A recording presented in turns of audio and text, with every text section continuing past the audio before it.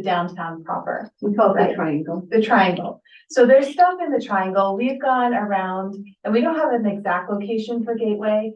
That little triangle area is CDOT right of way. It's also a little precarious from the standpoint of like people crossing, whatever. I don't know that we want to have something interactive there. And we also really want to encourage people to like come to the Gateway and then come to downtown. So as fluid as we can make that experience, the better. And the little pork chop that's north of that pork chop hits all the buttons. It's easily connected. There's visible parking. If you want that selfie moment with the lion sign, you can get that angle that shows the geography of the mountain behind. So that's kind of where we're thinking. Obviously, we have to coordinate with CDOT on that. And one of the goals that this project has is to have a package that is robust enough so that we can just submit to CDOT, start to have that conversation about, you know, can we put this here? And if so, they'll say you have to maintain it, which you were going to maintain these anyway. So we have gateways. Gateways here for the first option, it's the entire top of this page. Over here, it's just the one that's on the left. And then we have auto directionals. Auto directionals are probably the most visually prominent type of sign because we'll breadcrumb those the whole way into town. And then, you know, they are what you're looking at if you're driving. And our goal is to get people from driving to stopping. So we want to be really deliberate about the messages that we can put on here. And what I've shown for both options are the maximum that CDOT will allow. These are all going to be CDOT reviewed. So they have requirements. And the visual requirements are that you can't have more than 3 destinations on any given sign on each side. You can obviously do double-sided signs, but because you have the couplet, we probably won't have a lot of that in town. Outside of town, we might, but again, 3 destinations, and then 3 is the magic number because you can also only have 3 icons about what those destinations mean. So for example, here at Bowman Park, we've got just as a placeholder parking, restrooms, and the dog park sign. So when we think about the limits there, this is well into the weeds, but when I sharpen my pencil, I'm really thinking about what can we market that will make people want to stop. And that's what's behind both the destinations as well as the icons. So you guys already did a really good job of like key destinations even before I started this project. There was a great robust list. So it's just a matter of parceling those out so that, you know, if you're far away from town, it's just like downtown and some big hits. That's kind of what we've got here.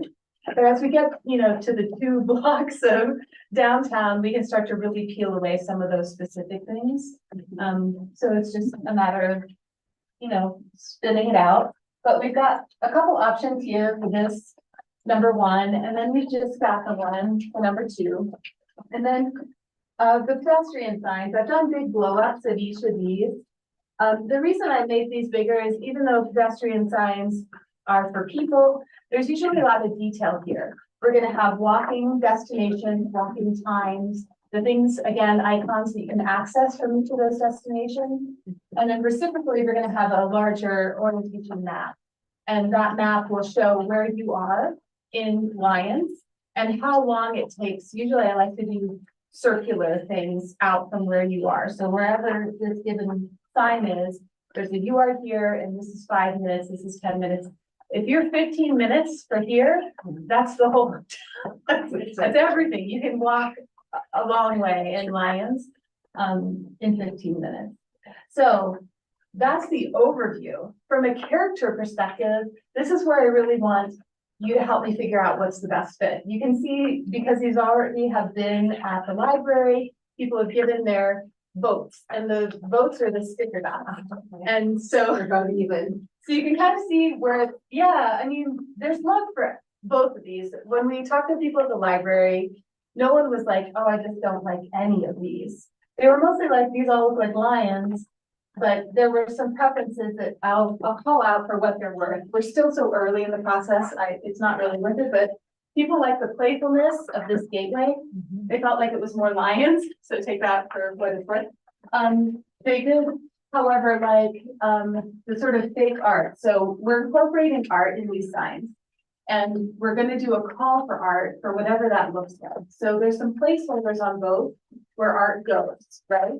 So if you start to look at what's fun about this, the other thing that people like is sort of the color and the transparency of, you know, the art that I designed. This doesn't have to be the final art, but the goal for this art was to show that it could be transparent, it could have symbols that are representational of town.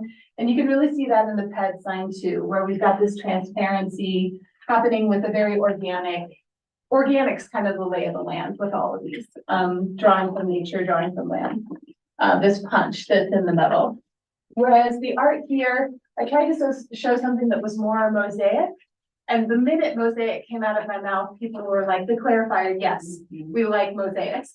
So I think a lot of even the votes for here, I can say with authenticity, were because people were like, oh, I love mosaic. And look, there's a big space for it on the pedestrian sign. So, but they are placeholders. The goal would be that we work with an artist to do ideally community created art. So that would either be we hire an artist, they come up with a couple concepts, the community helps us pick the one that is their favorite. That's sort of the easiest. The one that is closer to my heart, but a little bit more complicated, is that we actually have an artist, and there are lots of artists that do this, where they work with the community to have the community help them create art. So there's just a few examples that I put over here of art. You can see people started to sticker this up too. But this one, for example, is a glass art piece. This artist brings that capacity into a community. They host a series of workshops, and every single one of these little pieces is created by community, and then it comes together. So that is also an option. We're going to be looking for direction. You know, when you do a call for art, you give them the tick boxes. You guys have done a lot of art. This is kind of what we want it to achieve, where it goes. So we are looking for some structure around that. I'd love your feedback on that. And then as far as the signs go, again, gateway to gateway, a little bit more playful, kind of got the love a little bit more. When it came to auto directionals, clarity was the name of the game. So the materiality of each is not terribly different. It's all naturally weathering. The key is to make it look nice as it ages. So these are very organic materials. There's sandstone in both too. This one's more cured and stacked, like not cured, whatever that word is, where you like carve. It's carved and stacked. So it's a little bit, we definitely have one person who wrote on thing like, could it just be more organic? I'd sort of look like that look more. Whereas this one, it's more like the rough sandstone slabs in both the gateway and this option for the PED signs. We can't do slab along the CDOT right of way because it won't be breakaway. So we have to be a little, that's why there's two options for this one. And then again, clarity. So when we start to look at this material, we've got the corrugated naturally weathering steel, then we have a naturally weathering welded flat steel mesh. That kind of forms the structure. If you see here, these little areas where you get transparency, it's a steel mesh. In our Colorado climate, anything that adds texture is just a win, right? Because we get that intense sun, it tends to wash everything out that's flat. You can really see this in like a brick building. If you've got brick that like sticks out even a little bit like a course, it's so much more visually interesting. So we think about that in regard to signs too. How can we create depth? How can we create shadow, take advantage of what we've got? So this shadow pattern is usually a really satisfying result if you like hold it outside and put it on anything. So it forms the backdrop of a lot of these signs. And then the mesh is just a way to adhere information to the different signs as well as create something that lightens that texture. So it's not so heavy, right? Because this is a very bold statement as well as these sandstone pieces. They're very texturally dense. So just create some light through that. And then for this one, we've got a color option. So this is a powder coated punched aluminum. We do a powder coat now that looks like naturally rusting steel. We can also do naturally rusting steel. So there are advantages and disadvantages to both. In talking with Kim, I think we're leaning towards naturally rusting steel, which means that this will just be a powder coat where color exists. But where it's brown, it will not be powder coated, it will be naturally weathered steel. So again, we've got this punch, and then this is an art box option, which means that like here for both these, this, it has depth.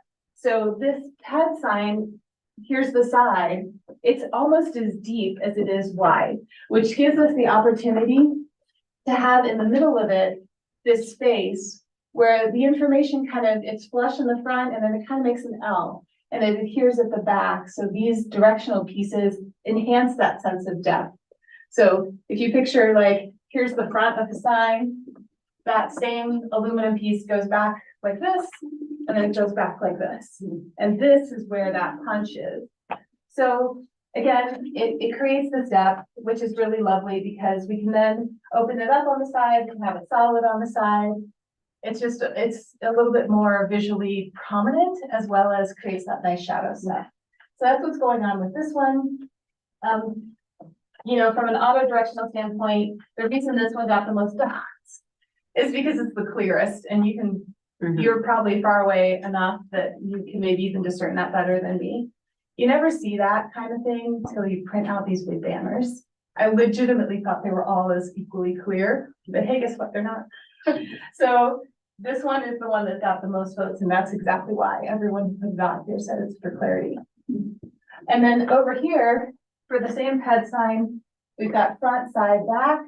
So again, we have this space. This is without anything on it. We've got space for art here on the front, to a certain degree, even on the back, because we're working with a mesh.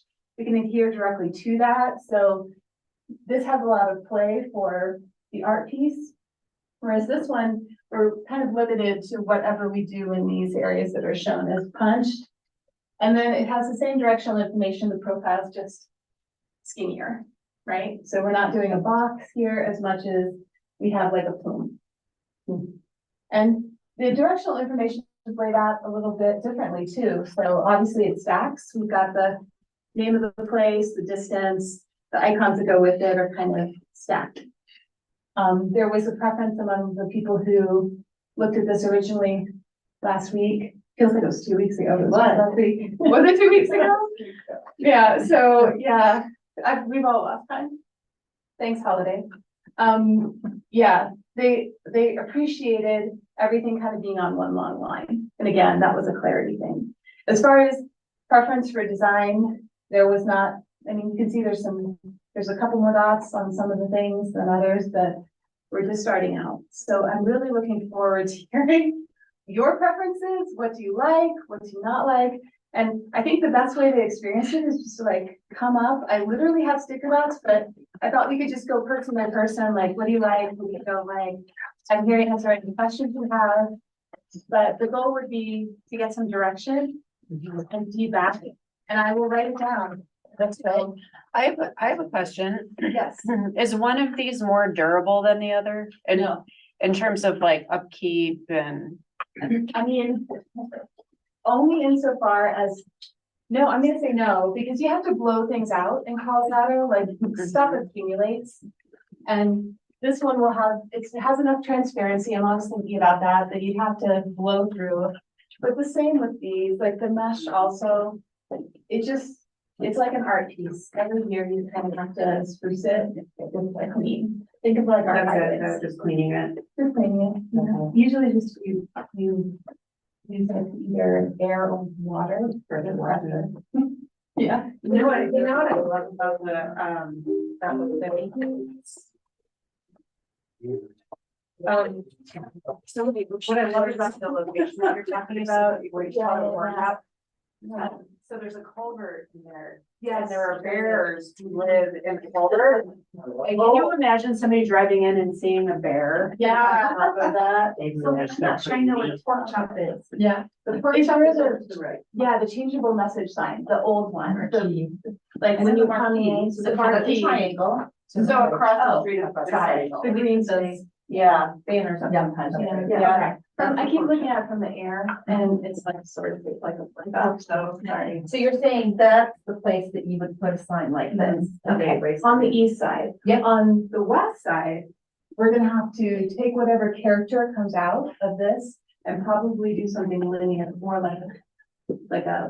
like stacked, or, you know, we just don't have as much public right of way. And if I remember correctly, were these Because of the depth of these can be used as display boxes, right? Or we Correct. could actually open them and put a sign or a Yeah. poster. Yes, yeah, I mean, we could build on it, don't let that be your deal breaker, because we can absolutely thicken this border. So that there's enough depth to have that changeable message box. But yeah, that's the direction I've had so far, is that you guys have a really great plotter. And it is expensive if you're doing high pressure laminate to do those every couple of years. So just to reduce cost. And I feel like a lot of us have had this presentation in a commission, right? Probably. You at the Arts and Humanities, me at the Economic Vitality, Park and Rec. So at least three of us.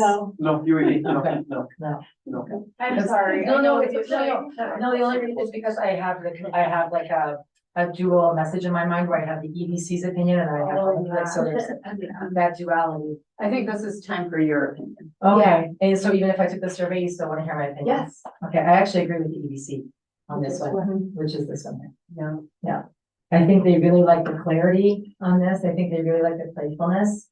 I think there was some concern here, especially when looking at the pedestrian, because, we've been talking about wayfinding for a while, the EDC. Yeah. I think there was some concern here about this maybe being a little bit too busy and taking away from the direction. So for us, when it comes to economic vitality and directing people to stay, and directing people to park, and directing people to businesses and events, I think clarity is gonna be like priority. So I think that's where they really like this one, especially this one compared to this one, for example, because this one was just really clear with the directions, for example. Which one did you say? This one here, just with the arrows outlined. Mhm. It might be subjective. I mean, of course, as the designer, I'm like, this one goes and then it bends back and there's this cool, like, but I mean, if you take it, when you step back, that's the one that stands out to me. Well, and again, most people are supposed to drive through at 25 miles per hour, but a lot of people will drive through at 30 or 35 or 40 miles per hour. And so we just have to, figure out what can you see, like this is the auto directional, yeah. So this is the one you're seeing as you're driving through, and we want them to stop, right? So it's like, what's gonna catch their attention? Well, and these are the first signs you will see, because they're at the absolute leading edge of town. So they do, yeah, they do help with marketing quite a bit. Thank you. And I love the mosaic. I think everybody loves mosaic, but I also feel like it might be a little self-limiting in a way. Do we want to be known as the mosaic art town? I don't think so. I mean, there are so many different kinds of media that people use. So, I mean, I love the way it looks. You guys have done a phenomenal job. Really you have. And I think it would be great if at some point we could see 3D renderings of those signs. That might drive it home a little bit more. That's funny, we just talked about that at the office, like, Friday. Well, is Monday, there- right? Is there any reason one of the letters couldn't be a mosaic? Well, that's the thing, with this one, and with this one to a lesser degree, but like, these could be as different as you'd like them to be. Yeah. For the gateway, one could be Because like you have mosaic. two greens, and I know they're color coded, like, the oranges mean park, or the greens mean park, and the orange means commerce and all those sorts of things. But, one could be a mosaic. Absolutely. Make the all a mosaic. For sure. Where to go, yeah. Especially To if we bring that wanted in. to add over time. So for example, we could do something, we could do something similar to this, where we work together to figure out the patterns that you're okay with to start. And then they are the backdrop for what is happening in the future, and they just add to them. And I like that idea, especially with the EDC's concern around this one. I think they were really, because timing seems to be so sensitive when it comes to telling people as soon as we can, where we like them to park, where we like them to go. I think they were really concerned about how long it would take for the call to artists and for the artists to, so it's just like, oh, is this gonna delay it even more? I think it's gonna be a longish process anyway, so another question is one of these more expensive than the other to actually produce? They are exactly the same in regard to cost.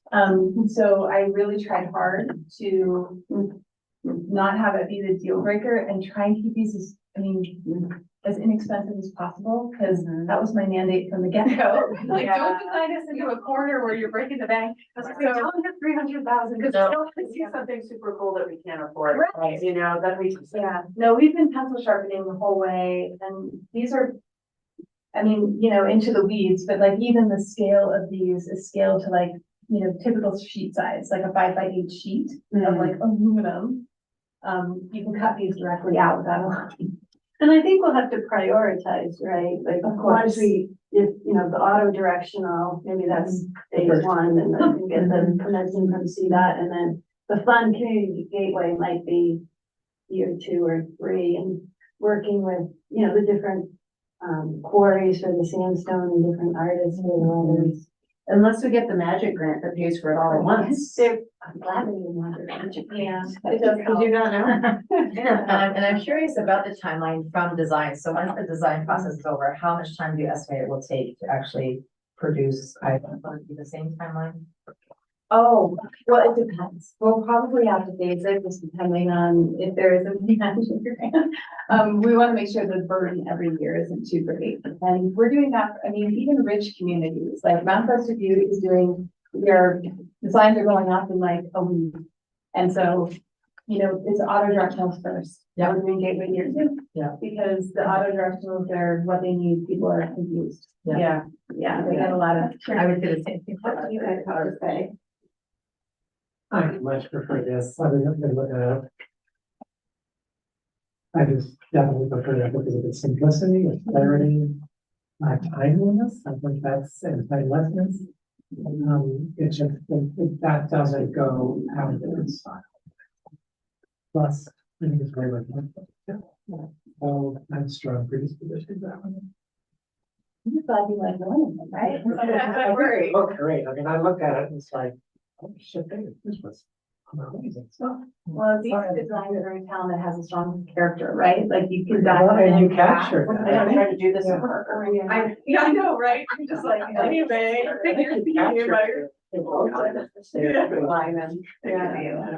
Yeah, I think the left one is much stronger. That one, I have trouble picking up the lines. Yeah, It's way too You think blended so in. too, Glenn? It's way too blended in. Mhm. In fact, I was looking at it for a little while, saying, those letters. Oh, yeah. Yeah. And I like the idea where people can sit. Yeah, stop and get a selfie, poke their head through, grab a bear. Yeah, let's make sure the edges aren't super sharp. Oh, good. Like all our public art. Has to go through the town administrator. Yes. Sure. Well, and these signs are always ADA, and that's not response and stuff, that's how they're finished. So even this is, the edges get beveled. Oh, good.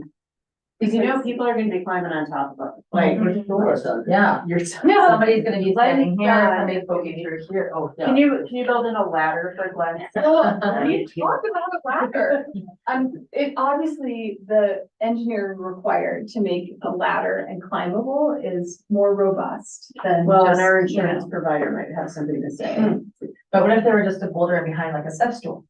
You know, like be a boulder in behind. You step from could. one to the next. You Well, could- you see people like, you know, rocking on hard signs to get up and stand. They want to be Yeah. interactive. You get the most.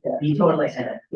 Or even the, as this park one where it's just a slab of stone and it just says, it's just park. Yeah, before we get too far down that road, Victoria, would there be, any liability issues if we were to make this climbable? If we advertise them as climbable, probably Sursa would have an opinion on that. If we don't advertise them as climbable and people knew, Okay, at their own risk. You do have to usually have a little sign. That says- yeah, We just a put a little, thing, if you look at that L is probably 10 feet, It is, because this is a 6. 10 or 11, I, yeah. you know, in third quality, all my people are 6 feet tall. Oh, they're all 6 feet? Yeah, they're all 6 feet tall, this Okay. guy, so it's like How about. how tall are these signs? Same, look at the person, those are like Look at 12. Oh, yeah. 12. Yeah, these might be a 10. Are these 8 feet? No, 8. Thank you. They're 80. 8 feet? They're 83 and a half. So maybe even in the ceiling, maybe? No, it's not. No, that's not These are 8, seven. those are 7. These are 7. 7. Yeah. So maybe 7, the 10, ceiling 12, is like that's 8. 9. I'm I was gonna say. 6.5 feet tall. Yeah. Yeah, me too. No, Paula's probably 6 feet. I'm 6'2", so it's about 10 inches above. Oh, perfect, okay. I know, it's like, oh, Okay. Well, good. Any other final comments before we wrap up the fun part of the workshop? No, this is great. I really love Oh, Well, noodle it and still vote online because you have your Okay. media thoughts about this. and I'll resend tomorrow. you all the surveys. Yeah, that'd be great. Thank you. And I Thank think- you so much. Oh, gosh, yeah. Very fun. To drive. It was such a beautiful drive up. know. We can go walk through Sandstone Park. We were Magic. I made my husband drive because I had to make calls in the car. So I was like, you work in the back. No, you have to walk through and do some. Yeah. We're gonna leave these here and I'm gonna bring them to the library so people can get down. Okay. Great, thank you. I did mine. So thank you guys. Well, thank you for gathering so much input. But one thing that I love, this side, Everyone's nice here, so. Everyone is nice here. I know that too. That was the one thing that kept me friendly, but ultimately readability. Very much That's put up. why it's. Yeah, I like the other So I side, forget. but it's like, you don't know how the steps are. Yeah, saying. And that's where, you know, I mean, in my previous role, I could have said, Oh, no, no. so would have been like, okay, that's what we're doing. What are they comments? Yeah. So now it's like. Was it about the- Yeah. Yeah. And I literally know. She blocked. Oh, Amber. Yeah. Is she mom's the word now? Yeah. Mom's the word. I did really go like also the mosaic, that's just because made me think of, The new, Broadway project. Yeah. Priscilla. You know, she's sort of notorious for that. Oh, I know. You just gotta like, We can't make her happy. and she's my neighbor, so. Amber Bird. I would never Never heard of probably it. steal my kids, probably. You guys are on audio, just FYI. Thanks, Brandon. Yeah. Okay, let's continue on with the ballot measure portion of the workshop. So we have Cassie on, great. I know it's hard to switch our brains from creative stuff to stuff that's a little bit more right brain, shall we say? So we're here to talk about potential ballot issues, including increasing the sales tax. And so Cassie, do you want to take it away or how do you want to do this? Absolutely, I can take it away. So I did include, as requested, additional sales tax impacts in the chart that we reviewed last time. So I included two more rates, an increase of 0.35 and then an increase of 0.6. And I also included a new column there that will show you what the sales tax rate would be should we elect to go forward with any of those increases. And then as a reminder, of course, just included the comparison to local municipalities. So I think tonight for sales tax, we really just need to decide if we want to increase it and by how much, and then kind of discuss the uses that the board would like for the increase. We did include the last, I believe it was a resolution for the last sales tax increase, which can, if you scroll down, it shows you the actual ballot language that went with that, which allowed it to be used pretty much for anything that the board chooses, because it included general operations in addition to capital and debt service. So I think that's the direction that we need from the board tonight. I'm also prepared to answer any excise tax questions if you wanted to discuss that after the sales tax question. I did also do some research on stormwater funding through a loan through the Colorado Water and Power Development Authority, who holds one of our drinking water and one of our wastewater loans as well. So we can discuss the appetite for a low interest loan should we want to proceed that way as well. I'll kind of leave it up to you all. Mayor, did you have anything else specific regarding that you wanted me to discuss, or do we want to discuss the appetite for percentage? Thank you very much. I do have one question and I just thought of it. And so if you don't know the answer, that's totally fine, but, and maybe this is a question for Brandon. When sales tax increases go to vote, is there any data about what the threshold is generally for passing them in terms of percentage increase? Like, are voters more likely to approve one increase versus another? Yeah, I don't have any that data like off the top of my head or anything, but I could certainly do some more work on it. I think, generally in my 10 years of experience, I think things are most successful when they're tied to certain projects. Is it certainly a more higher likelihood of success on those than a general sales tax increase? But I can guess that, CML probably has collected some data on general sales tax increases and what the likelihood of success is based on percentage increases. Okay, and then the loan that you were talking about, Cassie, so that would also be a ballot measure, right? It would, or we could increase the stormwater fees to cover it. And then it would not have to go, right, Brandon? So if it's taken out by the stormwater enterprise, it doesn't need to go to a vote. Yes.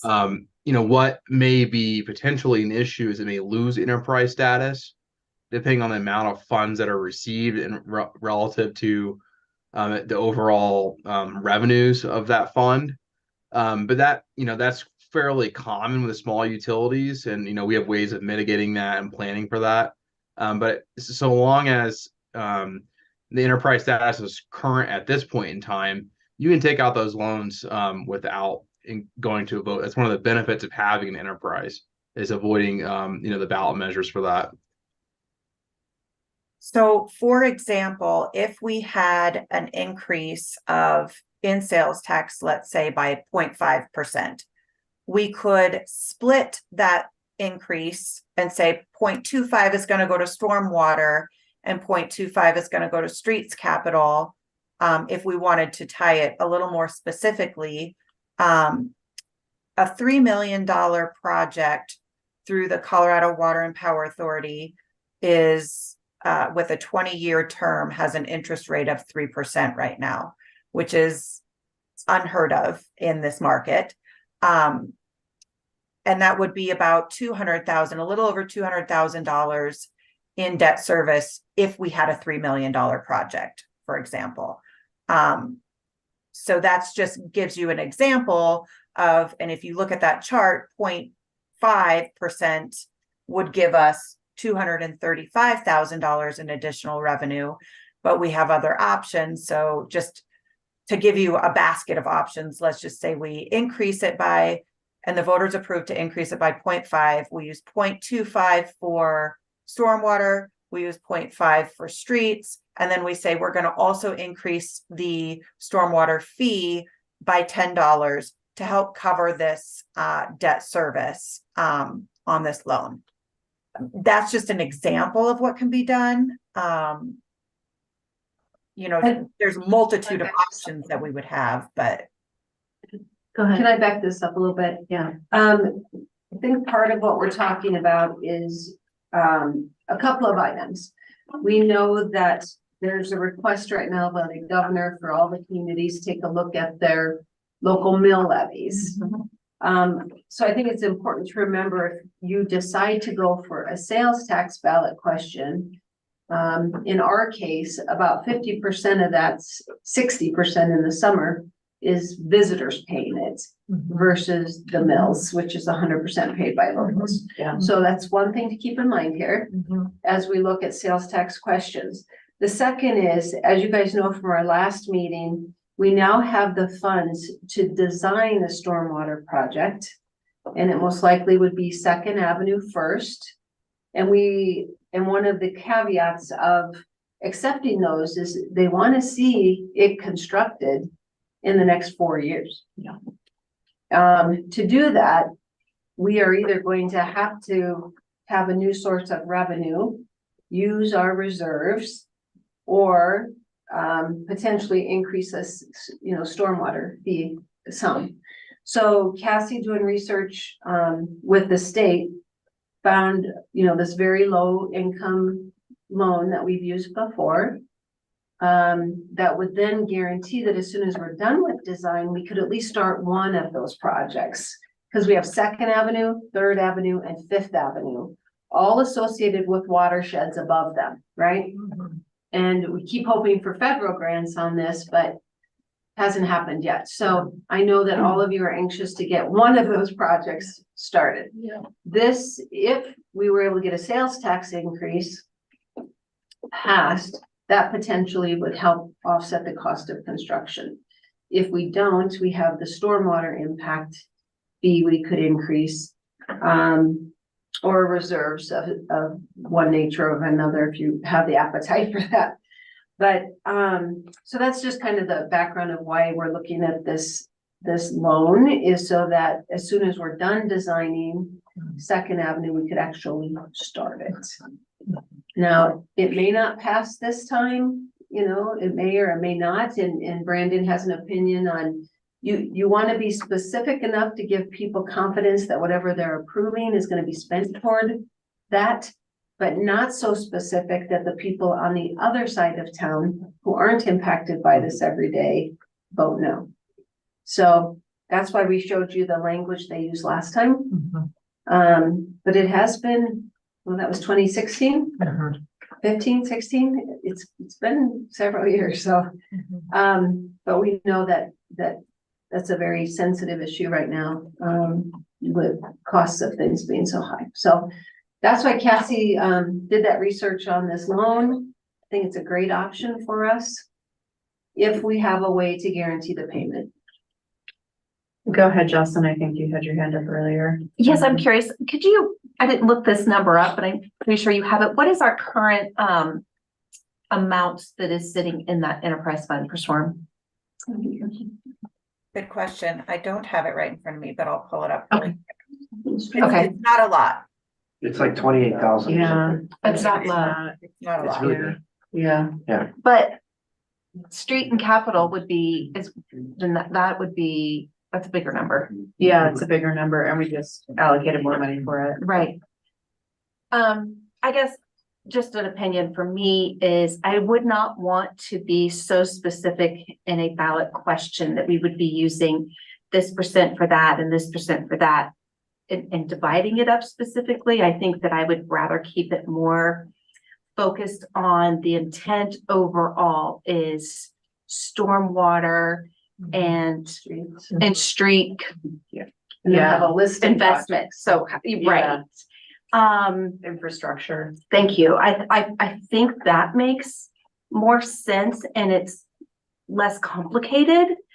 I'd want this language to be something that people can feel very positive about. Now, if we were to raise the stormwater from $10 a month to, a month to $15 a month, does that have to go to vote? No, No. not if it is in the enterprise status still. Enterprise, right. So I think my intuition is we want to have it focused in this particular area, but I don't think I would want to divide it up so specific that we've tied our hands in the future too far. Yeah. So that's my opinion. Yep, and I agree completely with Mayor Pro Tem about keeping it general to streets and stormwater. I feel like we hear a lot of that. I think that could gain traction if we talk about streets and stormwater, that this would be dedicated. It's not just going to the general fund. I don't know how specific we have to get with percentages, but definitely streets and stormwater. I feel like those are popular items going forward. My question was around the last ballot measure in 2015, when it went from 3 to 3.5%. Did we ever find out how many voted yes and how many voted no? You know, I did not. I may be able to find. Okay. That's a good Thank you. question. I would just love if it was like a landslide or if it was like a little, like what can we predict, based on? Well, and times were so different. I mean, Right, it wasn't that long ago, but Sure. so much has changed. sure. So, so it sounds like, yes. Yeah. I would not want to see us do this as a restricted giving as an increase. At I just all. don't think that's ever good if you can help it. I think it's better if it goes general fund and we say, we want to use it for things like, but then you're tying the hands of of the next board, the next board after that. I just think it's better if you can get past. I'd be more interested which are Brandon doesn't have. I'd be interested in knowing, is there a difference? Because I'm inclined to go higher. If in fact it's inclined to pass, let's do it once. If there's a difference in, well, you know, 0.5% is gonna do this, 1% is gonna do this. I certainly wouldn't want to go above Estes Park, Mhm. but if in fact, you know, 4.5 is as easily as, or 4.75 is as easy to pass as 4.0, then I'd say, well, yeah, let's see if we can just do that once. I think it is good from a perspective of publicity, to say, we want to use it for things like this, particularly these priorities. But it will be on this particular fund that is in fact unrestricted. Let me ask you a question, because I appreciate that viewpoint. What if this were a sales tax to be sunsetted after a number of years? And then what would happen is what we see with the county all the time, which is like, oh, the sales tax is up for renewal. Do the voters want to renew it? And if so, should it be unrestricted or restricted? And the reason that I'm more keen on restricting the funds is because I think it's more likely to pass. And I think it's more likely then that we'll actually get the infrastructure work done. Yeah, I'm not sure. I mean, I'd love to know the numbers of what happened the last time around. I'd love to know numbers of other towns if we had them, because I'm not so sure I agree with that. Well, sorry. And here's what we know about the extensions that they both passed. There was an extension on housing, and there's an extension with the transportation. And I feel like asking for an extension is so much easier than introducing it the first time. So I like your idea of just going big once and maybe waiting 10 years. And maybe there's a sunset and then maybe coming back with an extension in that case. Well, and I think the city of Boulder one of their taxes was up for extension. They decided to reallocate it toward part of it toward the arts, a large chunk toward the arts during the extension. So during extensions after sunsetting, there's lots of different things. Right. But I agree, let's get those numbers. Yeah, I think that's really important, because our overall concern is overall income. Yeah. And the kinds of restrictions we have related to that. And, you know, we see what's happening with property taxes. I have definite opinions about the mayor that will just sit out. I'm not a fan of it. It's like, get out of my small town, please. And why don't you take it back to the state legislature and have them do what they should have done in the first place? Don't get me started on that. But I do believe that anything that increases the bottom line of the general fund for us is always better. And if it's not related to property taxes and related to sales taxes, I'm always more inclined to look at something related to sales tax than property tax, because it is less out of my pocket. I think sunsetting could be a great idea. And I'd also love to know how many sunsetted laws do get extended. That's a great one. infinitum. I can't recall, in the past 10 years, I can't recall one that has not been extended. And then it's just smart to do that. Glenn, what do you think? I agree with Trustee Williams. I think the general fund is definitely better, and to suggest things rather than specific things so that we don't kind of put ourselves in the corner. So the loan that we're talking about for construction is 20 years.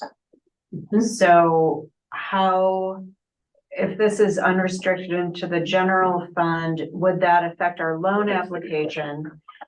Yeah. Kathy?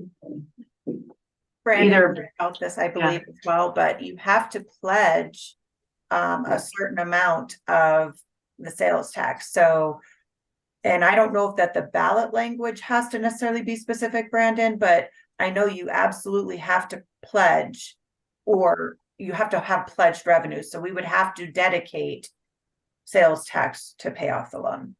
So when I've done the Colorado Water Conservation Board loans in the past, we've always pledged revenues of the utility enterprise itself.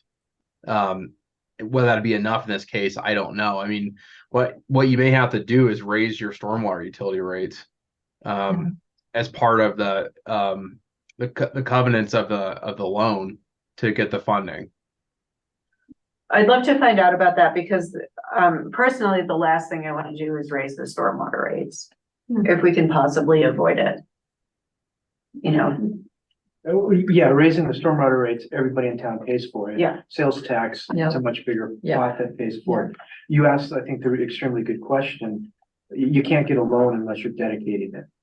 So I think it does, we do have to have the language saying this is gonna go into stormwater. Cause I mean, we need what, 12 million eventually for stormwater and we have. Stormwater's like 26 million, but 26 million, these first three big projects are about 15 million. About 15 million. So there's no doing this without a loan. No, Yeah, there's no doing this without a never loan. was, So, yeah. not unless we could get a congressionally directed, well, yeah. It's a lottery. And I do need to clarify, when I was speaking earlier, we have not been awarded the BRIC grant for design. That's the one we just agreed to apply for. Right, that's in Right. this consent. Just so- Right, yeah. Yeah. Okay, we'll go Cassie first and then Brandon. So a general obligation debt is secured by the full faith and credit of the local government and its tax, and you pledge tax revenues. So I do know that the Colorado Water and Power Authority does issue general obligation debt, and it doesn't have to be the revenues of the system, like your fees and things like that. The specific piece that I don't know and I can't recall, I actually used to work for the Water and Power Authority, but the piece that I can't recall is if the ballot language has to specify that that's where it's going to.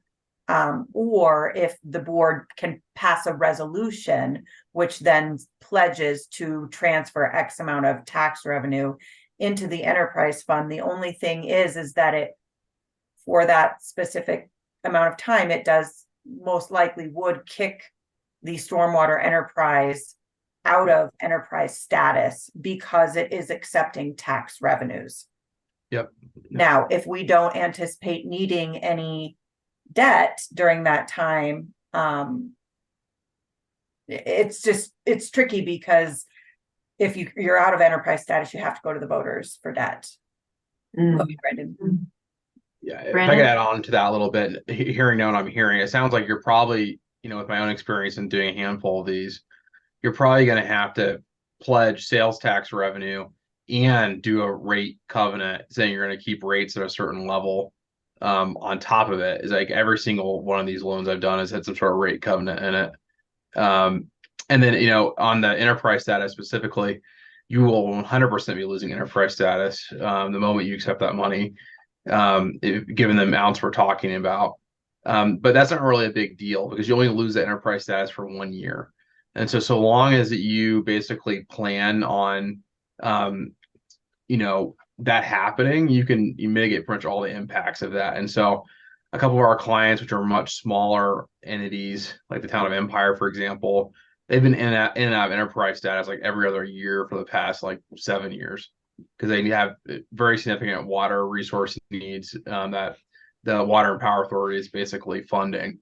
And so basically what happens is they accept the money, they go out for a year, they regain their status after the end of that year, then they take out another loan, and then the process just kind of repeats over and over and over again.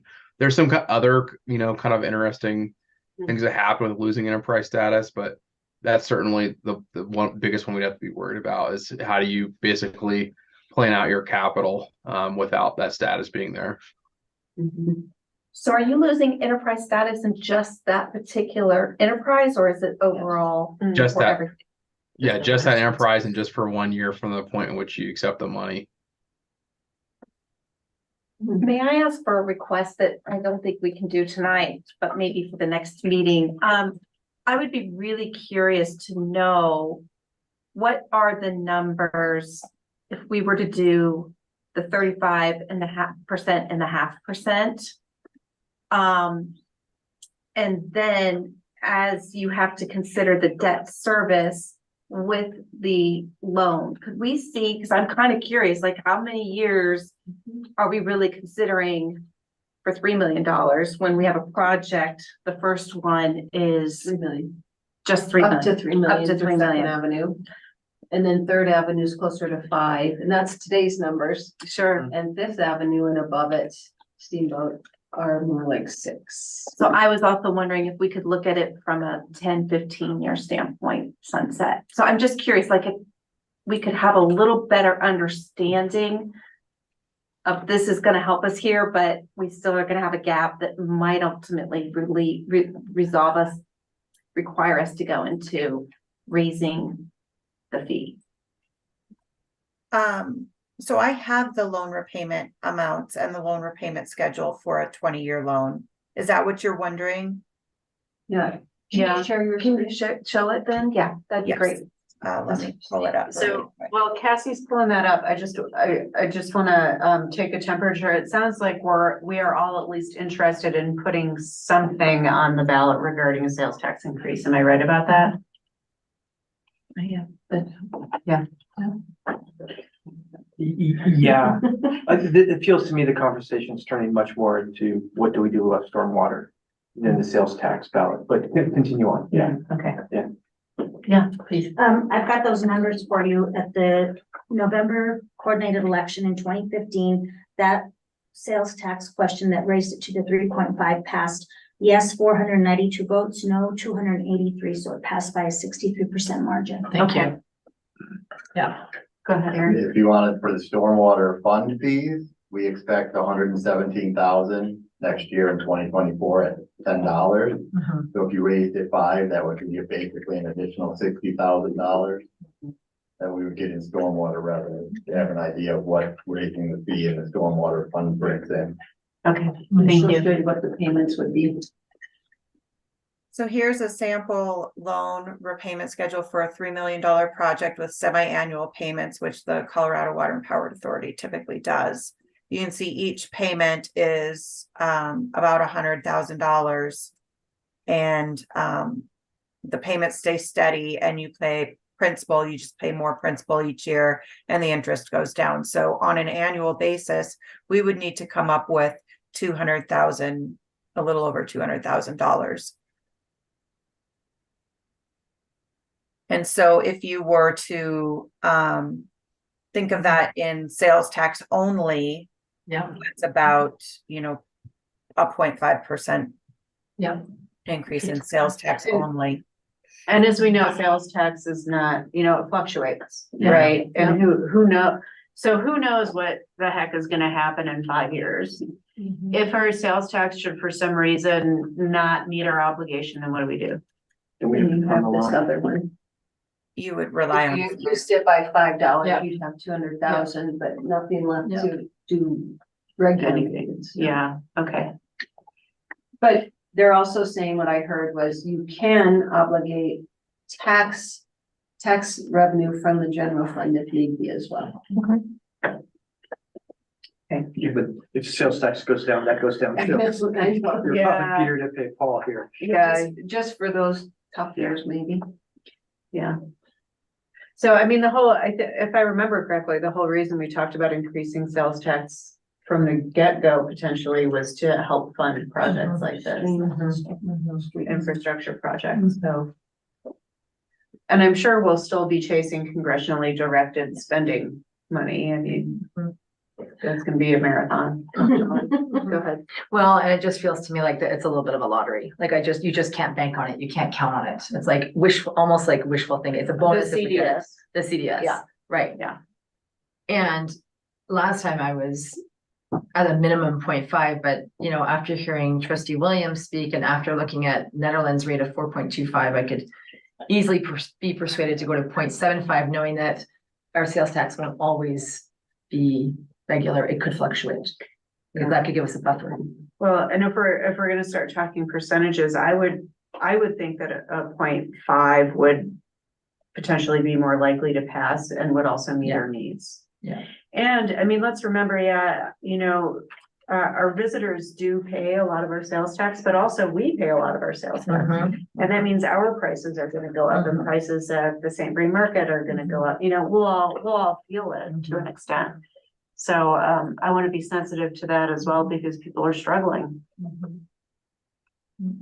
Go ahead. One other option or thing just to be aware of, everyone's gonna say, oh, Aaron's pro growth everywhere, but if you look at properties that wanna annex in above those different storm drainages, and they really wanna do it, that's part of development. Yeah. And you could say, okay, you're coming in above the Third Avenue storm drainage, you are affecting that, you do have a big impact on it.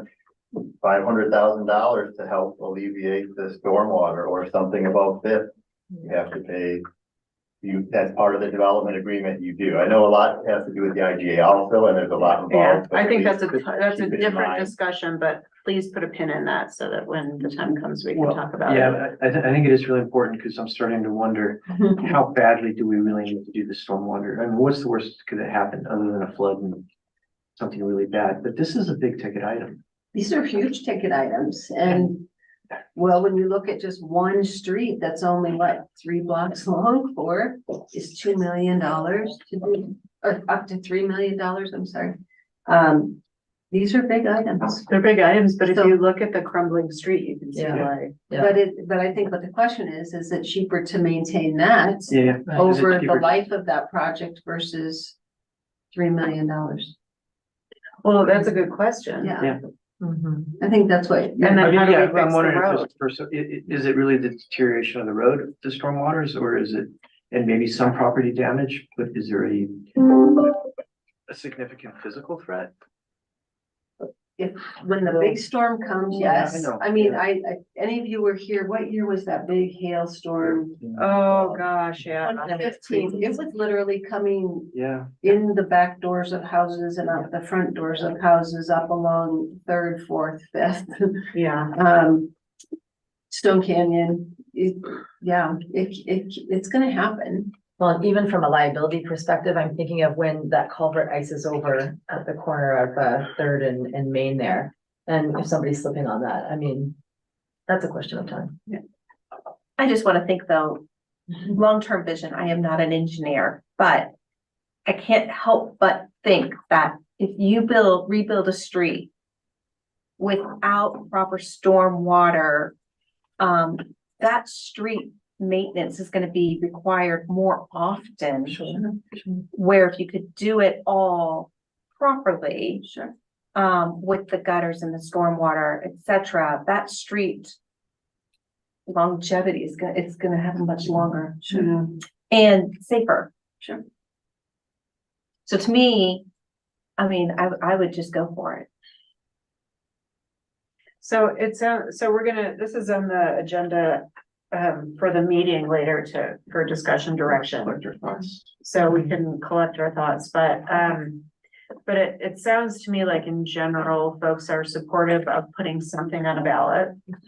And so, the details of which we can decide, we can talk about later, and if we don't decide tonight, Dolores, Soon. we need to do it next meeting, or do we need to do it tonight? Do we need to decide tonight? I would need to be ordering my ballots the first week of February, Okay, so and we would still need if you to, could get a first and second reading first, start And getting. you're gonna need time to drop the questions, and are you going to go for both sales tax and the potential for a loan? Mhm.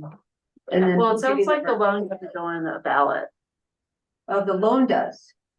Oh, not if it's enterprise fund. Yeah, Yeah, not if it's enterprise. yeah, so, Unless, do we want to build into the loan? Do you have to say that if it is not able to be met by enterprise funds, that you will use tax? What was the verbiage you used? Tax, So you will use, you will pledge tax dollars to it? Does that need to be on the ballot? no, it is not. I mean, it'll be in the loan documentations that the Water and Power Authority will put together. They're pretty lengthy.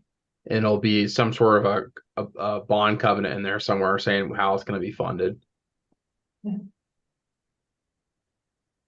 Just the one. okay.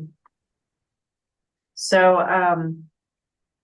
hopefully, when we get to that agenda item, we can provide direction on drafting. And so the ballot, so this would be an ordinance, Brandon? So, it's a good question. And I'm sorry, I'm fogging up on what I think it can be via resolution. I think I can't remember if it's ordinance or there's some that are specific, and Tabor questions might be an ordinance. I forget.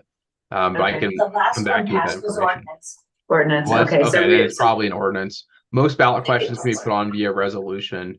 But I think you're right, that Tabor Yeah, question should be an ordinance. Well, I So- think, I remember previous boards wanted it by ordinance to give that opportunity for the public input sure. versus, and we had time. Mm, I think, you And we can do still it by have time. resolution, but you don't. We did it by ordinance. Okay, and we still have time to do it by ordinance. Yeah. We'll just need to make some decisions. And Mayor Rogan too, we can always, if it can be done via resolution, and again, I'll have that information for the next time we talk about this. You can always have a resolution with a public comment Public hearing. here. Yeah. We've done that in the past as well. Okay, well, that'll be good to know, just so we're not hamstrung by time, but it sounds like if we keep on track, we'll be okay. Yeah. Okay, great. Anything else before we take a little break? No, Trustee Williams and I are gonna arm wrestle about which fund should be on the ballot. Oh, man. Thank you. I was gonna say, you might wanna postpone that so you can like beef up a little. Right. Oh, you have no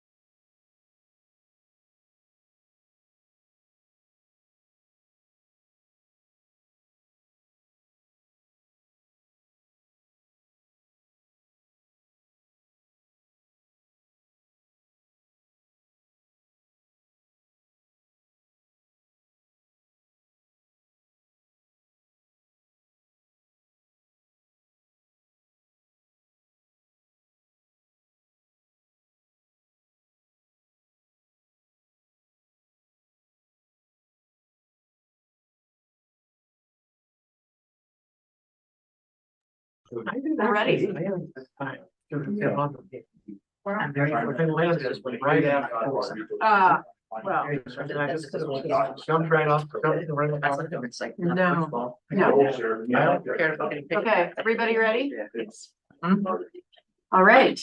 Good evening, everybody. I will call the Monday, December 4th, 2023 Lions Board of Trustees meeting to order. We have the roll call, please. Yes, Mayor Rogan, Present. trustee Elson, trustee Dottie, Present. trustee Edding, Present. trustee Delman, Present. trustee Williams, Present. and Mayor Pro Tem Farrell. Present. Please rise for the Pledge of Allegiance. I pledge allegiance to the flag of the United States of America and to the republic for which it stands, one nation, under God, indivisible, with liberty and justice for all. Thank you. Is there, oops, a read the land acknowledgement? We must acknowledge with respect as non-native people that the land on which we stand, live, and learn is the traditional territory of the Ute, Cheyenne, and Arapaho peoples. We also recognize the 48 contemporary tribal nations that are historically tied to the lands that make up the state of Colorado. Is there a motion to approve the agenda? I motion to approve the agenda. Thank you. Is there a second? Second. Anything anyone would like to change? No? Okay, I'll call for the vote. And that motion passes unanimously. Yeah, we'll take a reflective moment of silence.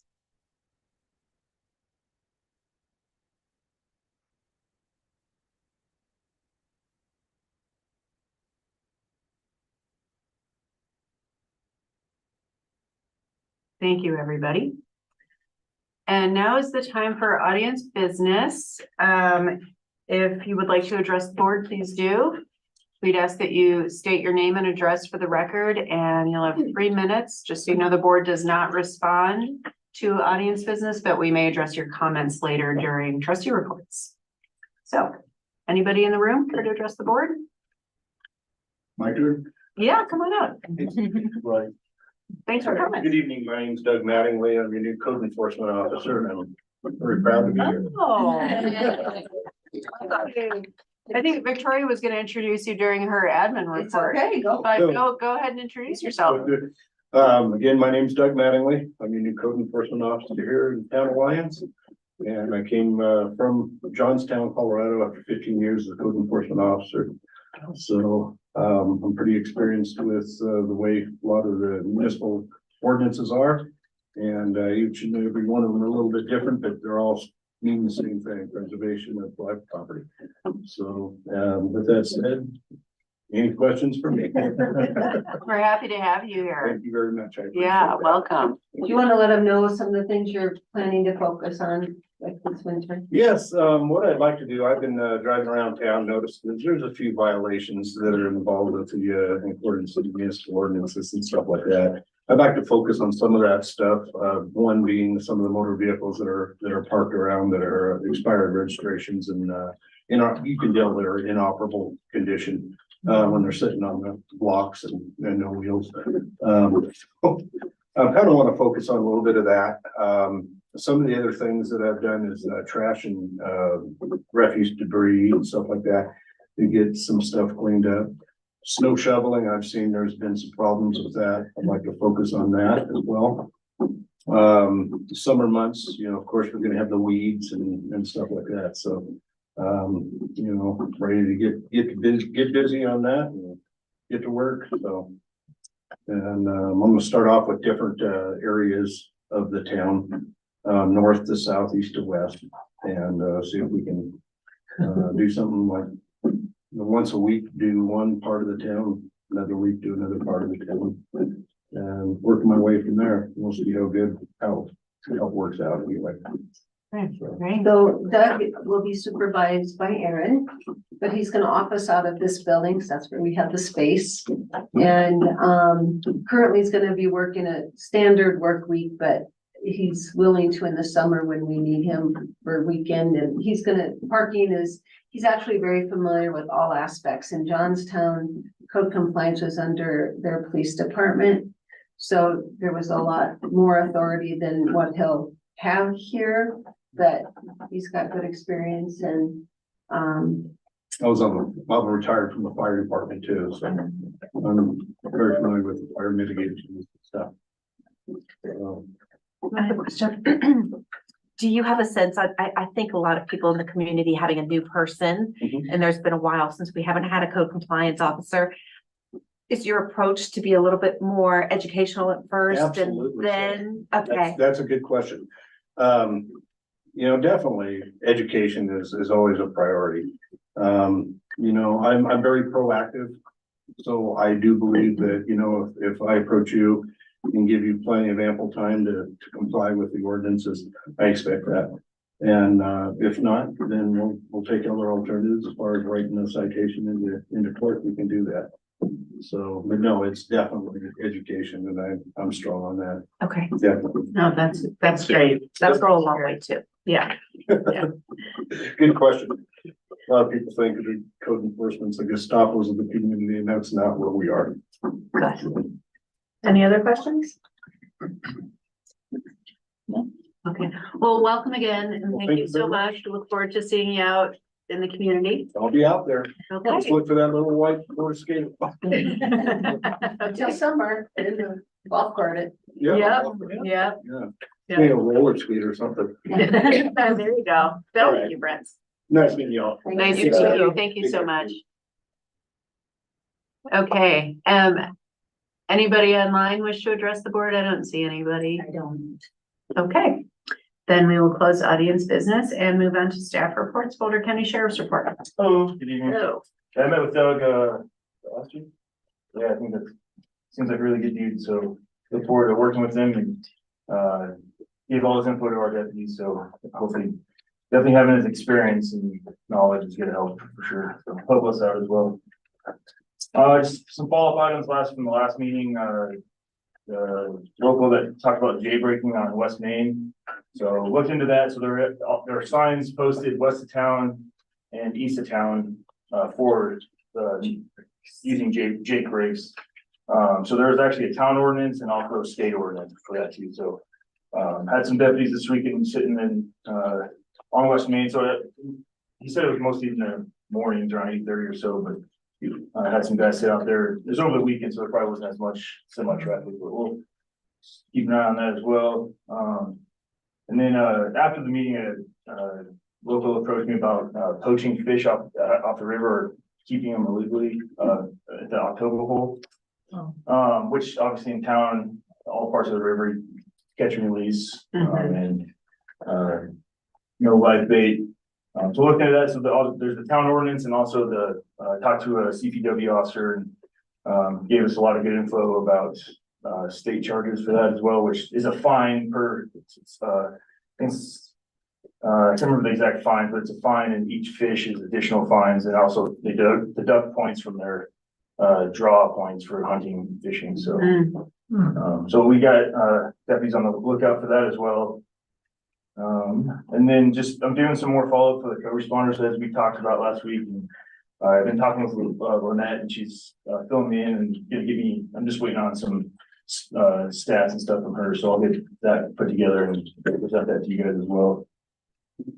Let's see, the holiday parade went well. No major issues other than the wind blowing cones and barricades all over the place, but I was really worried about 3rd and Broadway, but the staff that pretty heavy and it seemed to work itself out, so that's good. And then big shout out to Kim as always for getting organized and all the hard work for Public Works, getting cones set up and all the lights around town too, so couldn't have done it without them. And then just stats, I apologize I wasn't able to get these put together in time for the package, so not a whole lot. We still only have the one camera. I'm still working on the permits for the other 2 cameras, so hopefully get those done here within the week. And then submit them. I just don't know how long it takes. It has to go to the state patrol captain who reviews them. And then that sounds like he sends back the letter or whatnot to go to the CDOT to get the permit. So, but westbound traffic is a little bit down. This last weekend, we had just over 7,000 cars coming through town both days. versus the first week in November, there was just under 11,000, so slightly going down. Plate hits for stolen cars and all that stuff is down quite a bit, so that's good. See, we only had 27 in November, which 4 were stolen plates, 3 were stolen vehicles, and then 26 offenders, so the stolen plates and vehicles have gone down quite a bit, so that's good. Tickets still about the same. We're about 200 from where we were at last year, at 556 this year versus 365 this time last year. November, we're down in tickets about 50%, 26, and then last year we had 52 for November, and that's just because extra duty. We haven't had a lot of people sign up for extra duty this month. There's been a lot going on, or last month. Call loads still tracking about 300 over normal, or as of last year, so that's just because of traffic. So our calls are down this month from last year, about 30 or so, and that's basically 30 traffic stops, which is why we're down on this ticket. So, and then another stat I haven't presented you guys is traffic accidents in town. So we are have been tracking that for years, and when earlier this year I think Victoria wanted the traffic accidents in the last 10 years in town. So I learned that one of our lets in Superior tracks all our accidents, so which I'll be taking over, but we've had about 26 this year versus only 15 last year. Only one injury, which was the driver. It was a hit and run DUI that rolled just north of town, or just past the first cell phone tower on about the 19,000 block of North St. Vrain. At least 2 DUIs out of that, and then everything else was just minor property damage. So that is about it, I think. Questions for Sergeant Sears? Go ahead. I have a question, regarding, I guess, traffic, directing during the parade. So I thought the parade was great overall. I noticed it was a little bit confusing, at the beginning of the parade as to the order. Some people were a little bit mixed up, but the feedback I got from a prominent, contributor to the parade is, when people were coming back around at the end of the parade. So basically went to the westbound to the end of Main and turned right on High, and then came east down High Street. And then there wasn't really anybody there to direct them which way they should go. And so several of the first several floats actually turned right and got stuck at the traffic lights there. The parade was still happening, so they couldn't actually go through. The problem is you could only fit maybe 2 or 3 foot floats between, on that block, basically in front of Miami there. And so that backed up all the floats behind them. Nobody could move. And so I realized when this was brought to my attention, I thought, oh, that's true. When we were number 6, I was with float number 6.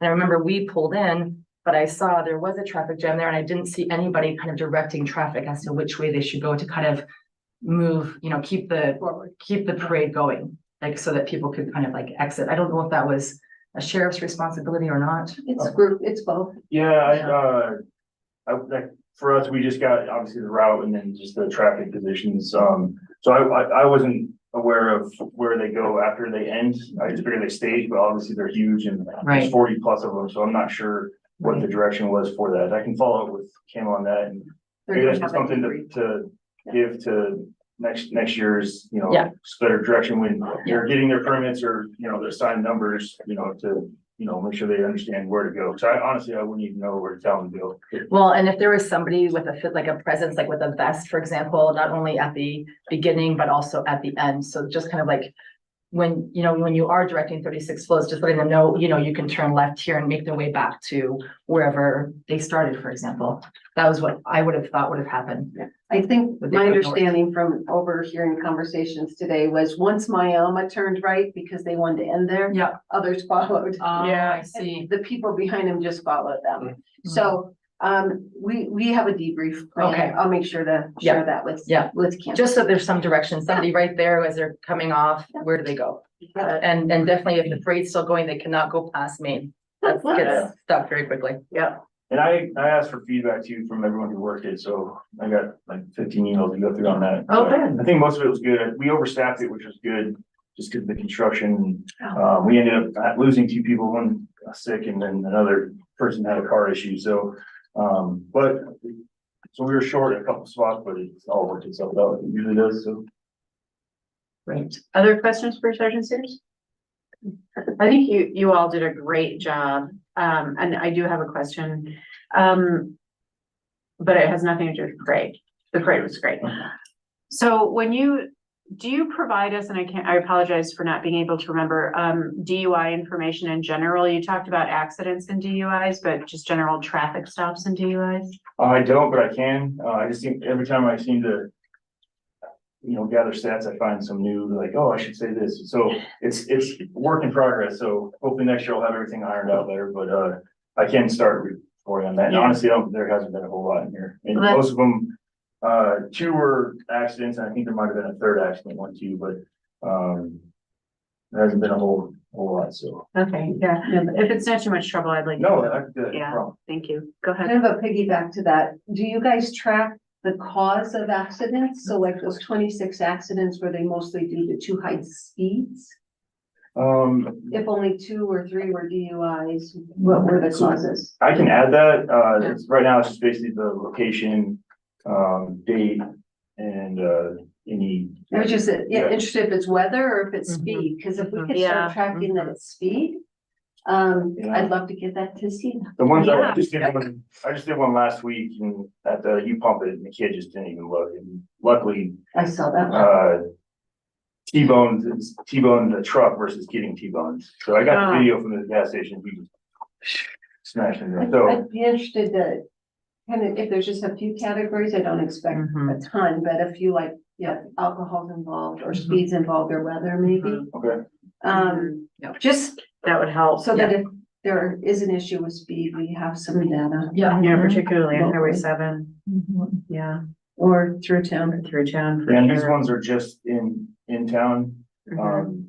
The ones outside of town, and when I was gathering the stats the last 10 years, earlier this year, I think they only, the state site only had them through like 2021, so they're like a year behind.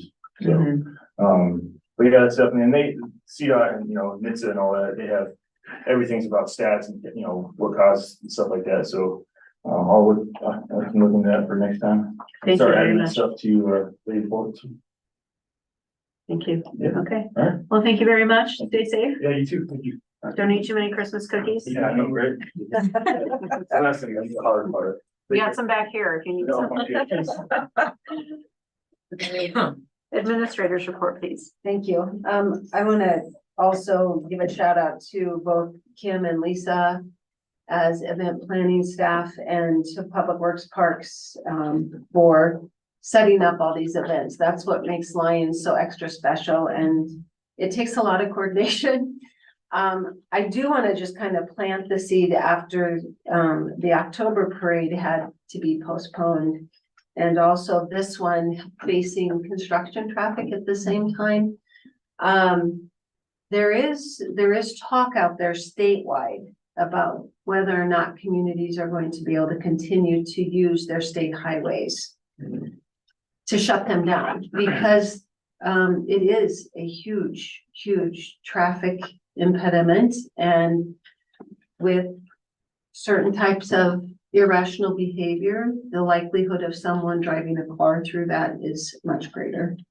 So I just want to plant that seed, because we have our 2 main parades on our main street, and we may have to just start considering, is there another option on the local street that could serve that same purpose without the impacts to the statewide traffic and safety issues? Who makes that decision? At any point, CDOT can say, we can't shut it down. Oh. But that's the street we decorate the most, so that's why we like to use that. Yeah. But I do think, just to plant that seed, because I don't want, when things happen and you have to do it last minute, you see the outcome we get for that. So I just want to keep it in mind. There's at least 4 other communities right now that are having the same discussion.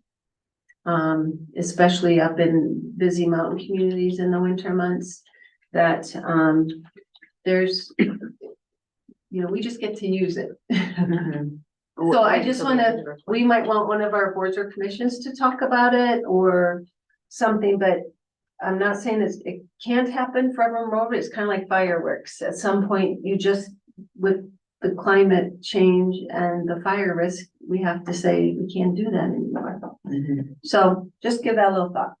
But I want to mention too, the tree lighting ceremony, that was a first time event, was awesome. It was Yeah. really well attended for a first year. It was very quaint and sweet for people to come out, and I'm hoping we can continue to incorporate that since it is not on the state highway. So that's awesome.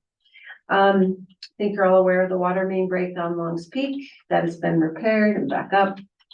Thank you, Aaron, who's had several late nights at utilities recently. Most importantly is probably this housing futures plan. The draft, first original draft document is now out. I did put a link to it in my report. However, I'm going to be sending it to Planning Commission, Housing and Human Services Commission, and the BOT. Per our grant agreement for this grant that we received to do this housing assessment, it's supposed to be done by the end of the year. With the holidays timing, we're going to ask DOLA for a 1-month extension, just so that we can make sure there's public input at both Planning Commission level, Board of Trustees level. So we will get it out on our website and update the project website. So people can start looking through it. It's a fairly lengthy document, and as you can expect, for every person who thought this was a great place development, there was one who thought it was a terrible place for development. So it's a document that takes a little studying and discussion. So we'll be having those in the early parts of January, just to allow hopefully more public input. The only other thing really to highlight is just want everyone to know we are continuing to work with Lions Fire Protection District on mitigation efforts, and I feel like we've started a good partnership there to talk with them, and we're going to try to submit a grant together for $50,000 to update the wildfire protection plan, and specifically within the town of Lyons for our part of that. So any questions else on my report? Go ahead, Mary Jim. So I was just curious, back up to the Longs Peak water main break. Since that project pretty much was just completed in the last year or two, is there a chance that was covered under warranty, or? We didn't replace the water line. Okay. We did build new water line going up Longs Peak to the existing water line. But the existing water line that was there was not replaced. We did look into that. That was part of the original scope of the project. When we got up to it, it was originally said to be 4-inch line. So the thought was from the engineers going years back that should be up to 6-inch line. But it was turned out that it was 6-inch line, and it actually looked to be in really good shape. The pipe itself is pretty clean. We looked at it in 2 sections. The bedding there is a concern. It's sitting on bedrock. So even back during that project, I had come back while we were doing that and mentioned how just putting in the sewer line there for the $600,000 project, only doing the sewer line up to $600,000 because of the bedrock excavating. We spent an extra $100,000 to $200,000. So we could have looked at another couple $100,000 to try to excavate the existing pipe because it's on bedrock. But again, looking at the pipe itself, it looked good. So it was a decision to say, is that what we want to do? And when I expressed that, my thoughts were we didn't need to do that because the pipe does look good. It was hit or miss. Is the bedding going to be a problem? How bad is it? Is it only certain sections? We don't really know.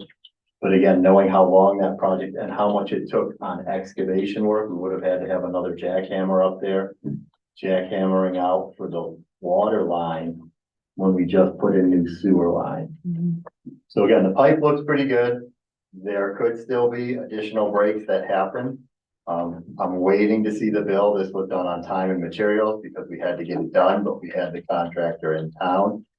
But if we look at it, I'll get the cost and then we can say how much would it cost on repairs versus an extra, again, that was just 200,000 extra in rock breaking compared to the, say, 100,000 that it would have cost for the water line. So trying to put in perspective the total cost versus the cost of making some repairs was definitely something to weigh. But again, that wasn't under warranty because that part wasn't replaced.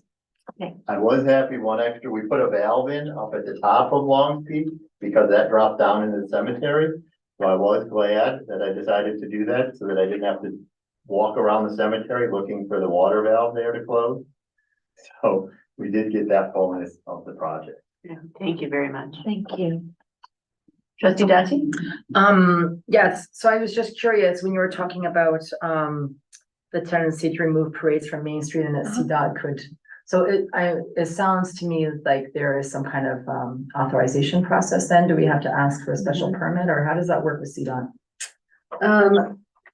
Lions has always just, been allowed to. That's why you don't want to push your luck. So there's no formal process where we're There asking. will be if we ever have a problem. Yeah. Yeah. We have a special use permit on Main Street for the right of way, and that's how we use it currently. But it's technically up to the sheriff to do traffic control on that road. And that's how we have done that, but Thank you. Other I questions? would think if we would formally ask, they would probably say no at this point. Other questions? I have That's at one. least my understanding historically. It's been going on long before my time. So what about the controlled burn on the Martin parcel? There's snow on the ground. I did reach out. The one response I got back was we follow Boulder County's rules. So I reached back out. What does that mean? And I'm waiting for a reply. I advised them we are under the Lions Fire Protection District's burn permit process. So I'm waiting for more information. So when you say we follow Boulder County's route, is that left hand? Yeah. So, Okay, so we're waiting to hear back from left hand yes. and they'll decide when the time is right. And they'll give us plenty of notice. Unless the Lions Fire may work with them to say they think it's appropriate. I'm gonna talk to Lions Fire tomorrow on our meeting about that. Okay, I would love to see that loop closed and get this done. Would be nice. Yeah, I agree. yeah, okay, thank you very much. Okay, legal update. Attorney Dittman. Thank you, Mayor Rogan. First off, I want to apologize for not being at the Christmas parade this year. We missed you. It's one of You my missed a favorite good things to do. parade. Yeah, it's one of my favorite things to do for the Christmas season. But unfortunately, I've been sick with and continue to be sick with COVID for the past week. So just didn't work out this year. And if my voice breaks out or I'm struggling to talk, that's still the reason why, because I'm still quite congested. So I have one issue on my legal report to talk about, and that is a billing matter with concern of the Honeywell litigation. It's the final piece, if you will, of this proceeding. It relates to a bill for the expert report that was assembled as part of the kind of the pretrial documentation. So to give you a very brief synopsis, I'm happy to get into the details. When this case was set for arbitration, one of the things that's required as part of that process is the creation of expert reports. And those expert reports consist of both the engineering expert analysis, which is, what was the town's claims concerning the plant and, the engineering background on that. And then also a second component of that is the damages. What did the town suffer in result of actual deficiencies, alleged deficiencies at the plant, and economic harm from, having to raise rates and the opportunity costs of having a allegedly deficient plant. So, those are kind of the two components of that expert report that are required to be made to get this case to arbitration. The original authority to do all that stuff was back when the town authorized under a couple different boards, a couple previous boards, to build this expert report and to file the arbitration case. So the actual expense for that those expert reports didn't really get incurred until late 2022, and with the damages report in particular, mostly in January and February of 2023. And right, water engineering experts, billed on time, every month, and we were kind of allocating that throughout the legal bills. But we didn't receive the billing portion for the CPA portion of the damages report until this fall. And there's a number of reasons why that is. The gentleman who Paul worked with for the expert CPA got bladder cancer, and also went through a divorce proceeding, and that his partner was also in the accounting practice, and so the accounting practice shut down, and so we didn't receive this bill till many months after it should have been submitted. Mr. Godek did not inform me or the board that this bill was still outstanding. We thought this case was 100% resolved, and so the town is now being asked much later than when those expenses were being incurred to pay that bill. We've spent the past few months kind of doing due diligence on what had happened, why is it so late, making sure the charges were valid. Mayor Rogan, Victoria, and Trustee Farrell, Mayor Tim Farrell, helped me out, trying to get all the information on that. I believe we've kind of at this point have verified everything with regard to this bill, but wanted to both address it for the board of trustees about why, one, it was so significant, and two, why it was so late. But I have confirmed that this is absolutely the last bill you will ever see for the Honeywell litigation matter. And I'm happy to answer any questions about the bill itself, being careful, of course, to still be within the parameters of our settlement agreement with concern to this matter. So I think that's all I have to say, but happy to answer any questions from the board. Thank you. You have a question? I have a question. Is it possible to share the amount of the bill? Yes, the amount of the bill is roughly $22,000. I'll give you the exact amount when I pull it up here. $22,357.50, and that's for work incurred in January and February of this year. And that's the drafting of the expert report, the damages portion of it, which is a fairly significant document that was submitted as part of our expert disclosures. Can it come out of the enterprise fund? Settlement. Yeah, can it come out of the settlement? Yes, it will. I mean, it's He wants to defend the settlement. Well, I think that's up to us. Okay, yeah. Certainly shouldn't be the general fund. Other questions? And is that on, I forget, is that on AP tonight in consent? I didn't see it.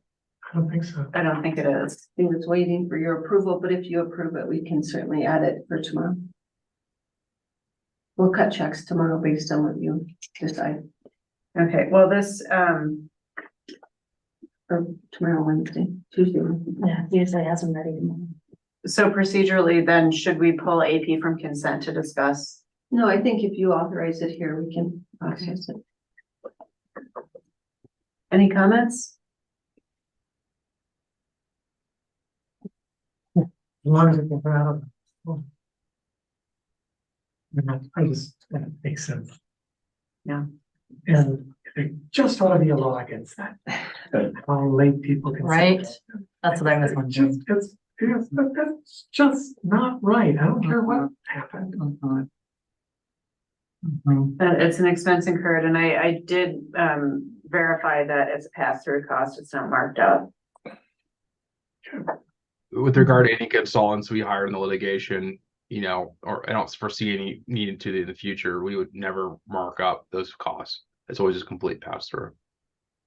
I think in the future, we should set some sort of time limit. I don't know if that's customary, Brandon, but that we're aware of every single legal expense within a certain time frame of a case being settled. Yeah, I mean, we can certainly do it. I mean, hopefully we don't have to be in this situation ever again. Right.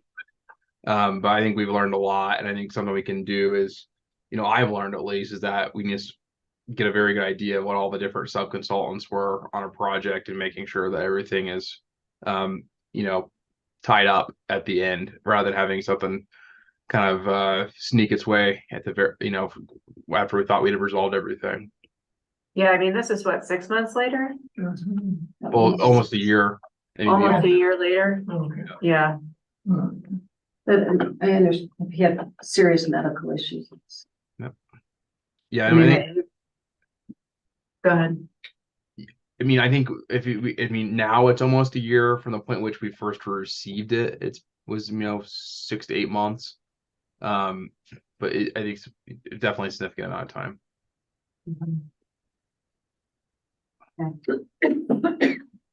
All right, so I think add it to AP, it sounds like, unless anybody disagrees.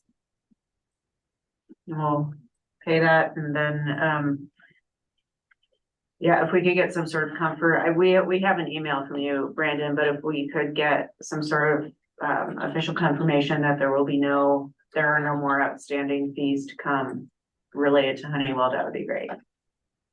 What would you like that to be in the form of, I guess? I Just sent a letter, Email, it's even fine. yeah. And yeah, there will be no more to the town of Lyons. If there's more that the firm would pick it up. Yeah. I've confirmed, I've sent an email, I guess another one, that there are no more charges at this point. Okay, and that there will be no more charges. Yeah, for there will be Honeywell. no more charges. Okay. This is what I've That would been be great. So, Okay, thank you very much, and I hope you both feel much better very soon. We'll do our best not to keep you too late tonight. no, you're fine. Okay. Anything else for Attorney Diven? Okay, so let's move on to ordinances and public hearings. Tonight, we have the second reading of ordinance 1155. An ordinance of the town of Lyons, Colorado, amending section 13-2-100 of the LMC documenting expenses when connecting to the electric utility. Mayor and trustees. Again, for those, if there were some of you that weren't here at the last meeting, this ordinance really is to clarify some of the language in the municipal code. There was already language in there that stated you were responsible for any of the costs to connect your electric service to the electric system. However, it did not go into detail. Under the water section of the code, the water utility section, it went through a number of specific examples. So in having a developer ask about some of those costs, I felt it would be helpful to put the same language that's found in the water utilities code in the electric utility code, which just documents some specific examples that they would need to pay all costs and expenses for installation of the physical material, any easements that might be needed, other items that a developer might need to pay, so they know that that's part of their cost. There was the additional portion about an electric meter. We did not previously charge for an electric meter. That really falls under the rate schedule that will be coming up. And so the rate schedule has some discussion of amounts or concerns on the actual fee, but because this does include that, Cassie felt in the fiscal impacts, we should have that the $200 is being charged for an electric meter. This does not clarify that $200. That is in the rate schedule, which is further on if there wanted to be some discussion on the actual rate. This really, if you read the language, is just stating there will be additional costs and some examples of those costs. Any questions for Director Kaplan? Okay, then I would entertain a motion. Public hearing. Oh, I'm so sorry. Thank you. I will open the public hearing.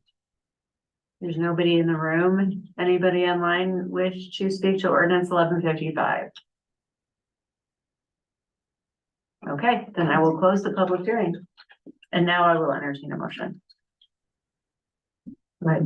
I move to approve ordinance 1155 on second reading. Thank you. Is there a second? Second. Thank you, trustee Bellman. Any discussion? I was just gonna say, I really Oh, man. Yeah. I really do think that it's wise that we didn't put the fee here, but left it only in the fee schedule. I think that was my one concern last time. So, I think this makes perfect sense. Good code cleanup. Thank you. I'll call for the vote. And that motion passes unanimously. Thank you. All right. Would you please read consent into the record? Yes, item 1 is resolution 2023-76, a resolution of the town of Lyons, Colorado, approving the 2024 town of Lyons fee schedule. Item 2 is resolution 2023-77, a resolution of the town of Lyons, Colorado, approving the submission of a building resilient infrastructure in communities, a BRIC grant application for stormwater improvements for the eastern watershed, 2nd Avenue, for mitigation and committing to the required grant match. Item 3 is resolution 2023-78, a resolution of the town of Lyons, Colorado, approving the 3rd amendment to the construction agreement with JUB Engineers Incorporated for the Safe Routes to School Pedestrian Bridge Project number 21-4AB-PB-02. Item 4 are the November 20th, 2023 regular Board of Trustees meeting minutes. And item 5 are the December accounts payable. Thank you very much. Is there a motion to approve the consent agenda? So moved. Is there a second? A second. Anything anyone would like to pull tonight? Go ahead, trustee Dati. I'd like to pull resolution 2023-76. A resolution of the town of Lyons, Colorado, approving the 2024 town of Lyons fee schedule. Okay, anybody else? Great, we'll vote on consent as amended. And that motion passes unanimously. Thank you. Trustee Dati? Yes, so, I would like to just discuss the, proposed fees here for the business license. There were some, emails that I shared with staff from, the chair of the Economic Vitality Commission. We actually discussed the business license at length, especially with the vendor fee that we waived, and we had suggested at the time, well, maybe for members in good standing, they wouldn't have to renew their fee. So that was one discussion.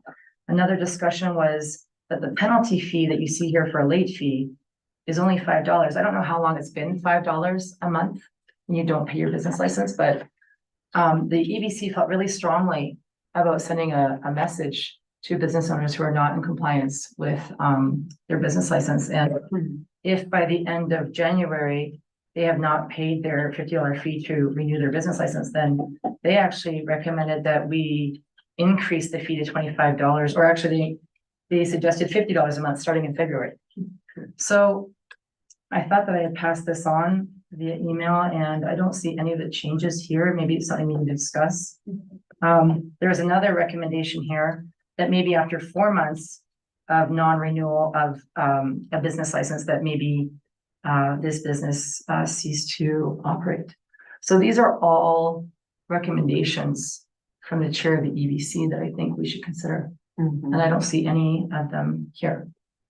And I'm looking, thank you for bringing this up. What page of the packet are those? Is that the end? So it's on page 1, 2, 3, 4, 5, I guess, of the fee schedule. of the fee schedule.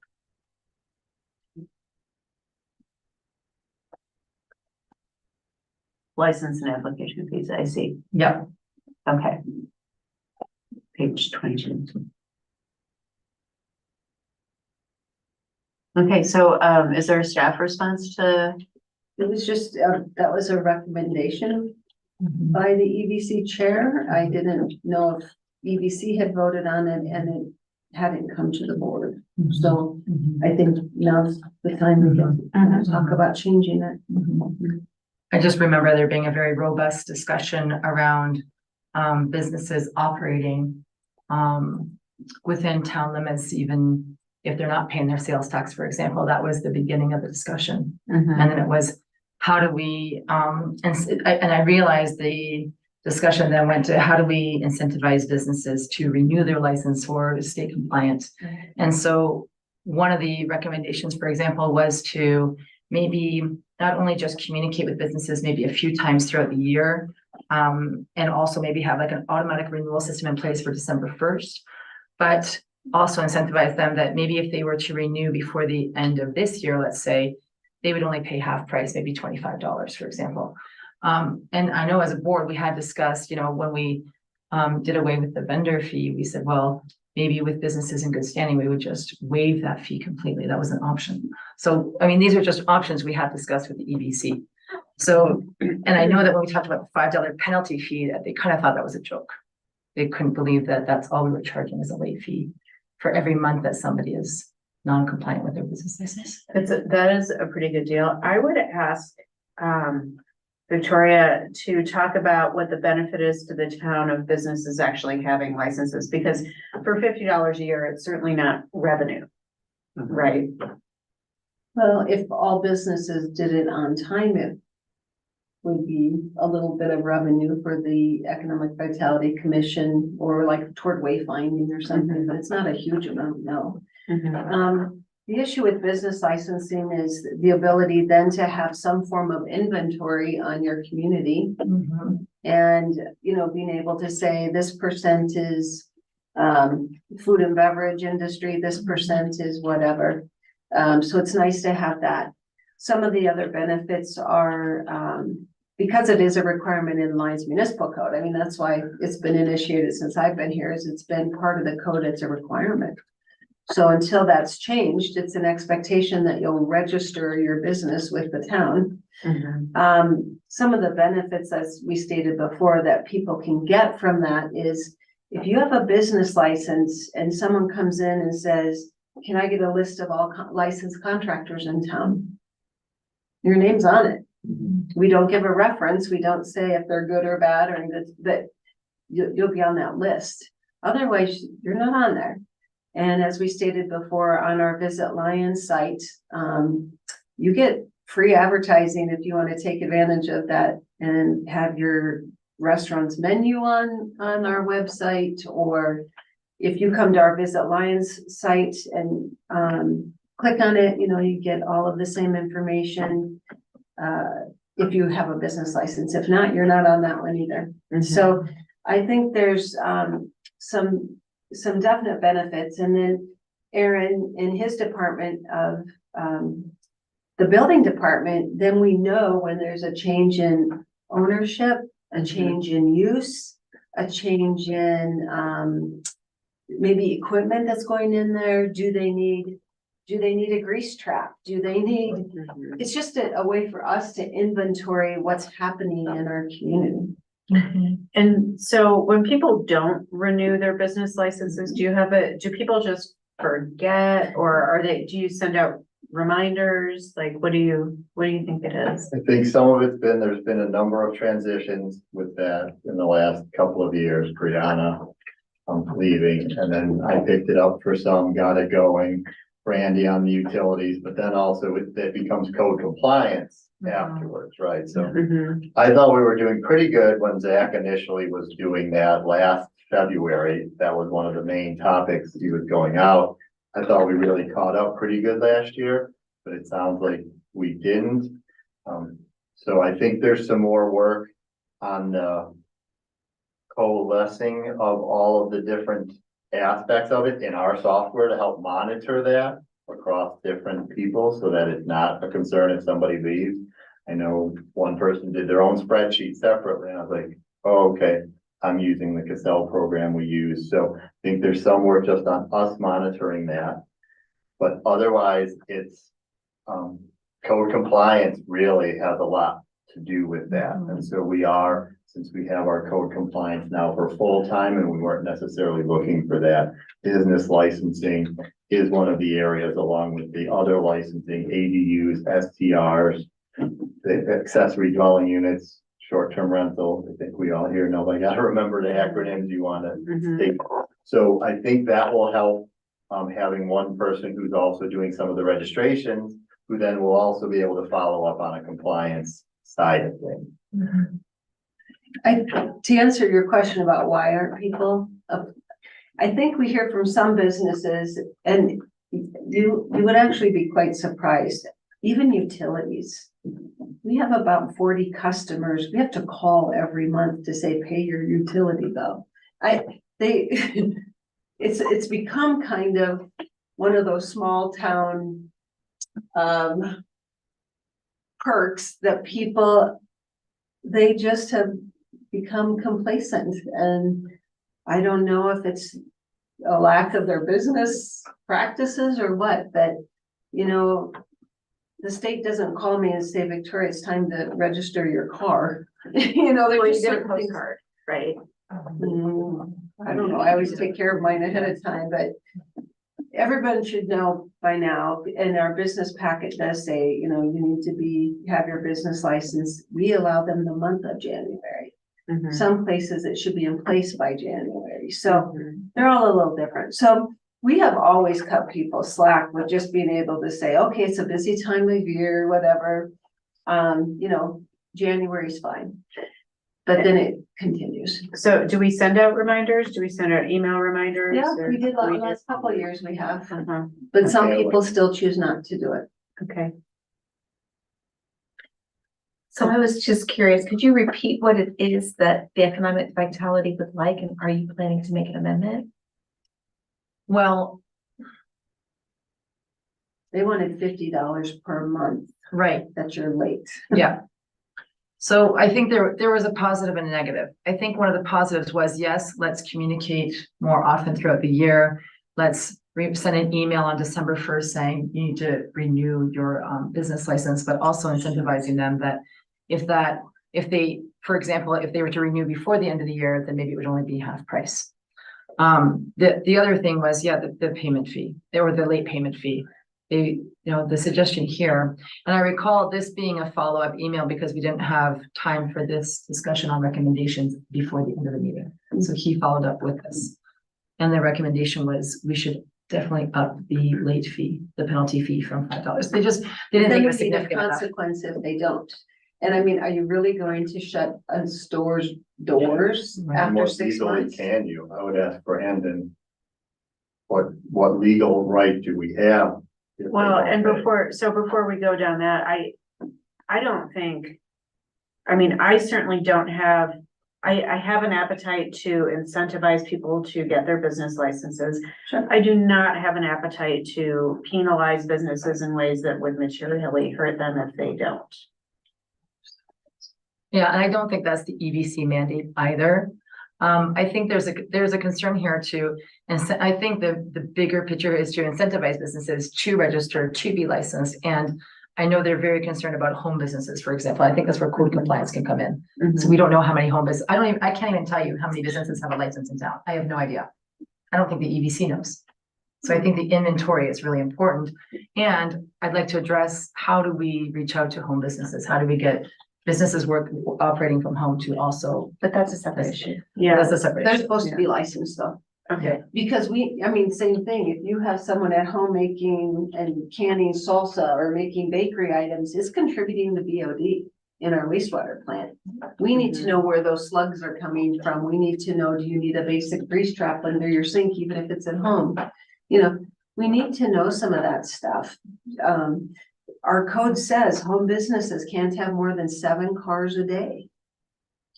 You know, and so we've heard recently there's a property up in Stone Canyon that's auto brokering out of their home.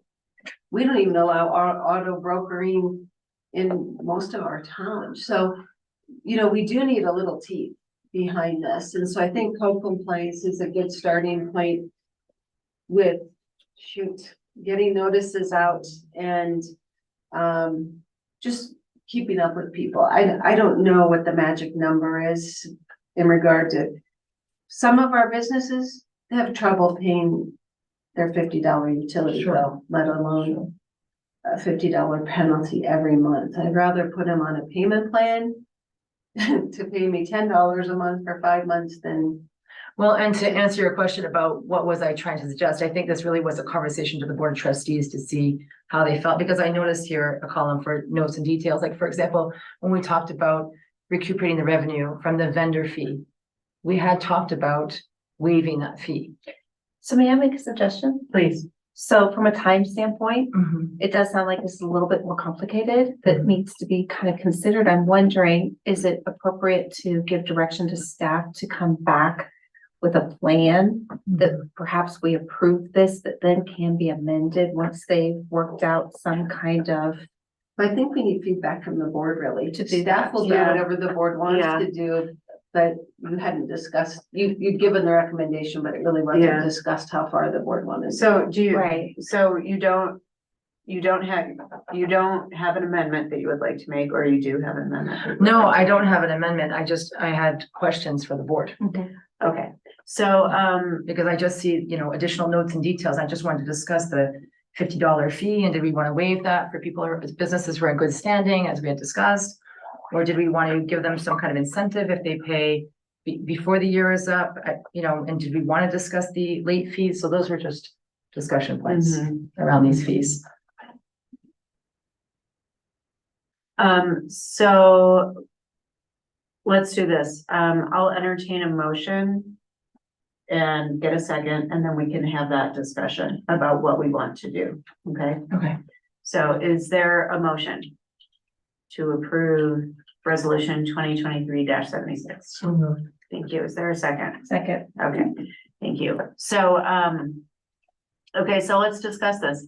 I think $50 as an annual business fee is extremely reasonable. I think if a business can't pay a $50 yearly fee, they've got bigger problems than not paying a $50 yearly fee. In terms of incentivizing people to pay their to obtain their business license on time, my feeling is still, it's the code. We shouldn't have to incentivize people to follow the law. So, and But we do have an obligation, I guess, to inform them or educate them as to what the Lions Municipal Code is, right? absolutely, Yeah. absolutely. And maybe we could do a better job of that. I do think all new businesses know when they come in, right? That's one thing we set up with that business license inspection. Which is why I like that. There's the $100 fee you saw on there when an initial business is really paying $150 to start. Okay. Because they have to be inspected, utilities, building, fire, all to make sure that they're. And then part of that is you don't get started. They have a lot of interaction with me, with the fire department. And so they are aware you need to pay the $50 fee for the license. But yes, then they don't think about it. They don't get the reminders. So in order for people to understand that they need to renew their business license, we just need to remind them. Well, for those we know about. For those we know I about. don't know about all the home businesses to notify them. Well, Some so- people have been here all know. So maybe it is a townwide education campaign. Okay. About how do I know if I need a business Yeah. license? And that was what the EDC was discussing, is how do we reach out to those home businesses? And then can we do that through an e-blast? And can we remind them of, We can put it in the Having to utility file, bill. I right. mean, yeah, There's lots of did ways. you know, Yeah, did you know, right? Yeah. Whether or not people know. yeah. And so is there a suggestion? Well, is there anybody who would like to suggest changing the annual business license fee from $50? Okay. Any suggestion about the late fee?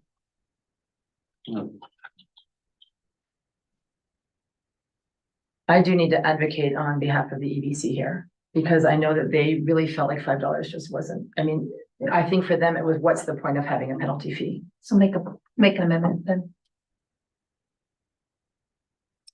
Well, then I guess I vote to make an amendment where the late penalty for a business license is $50 a month starting February 1st.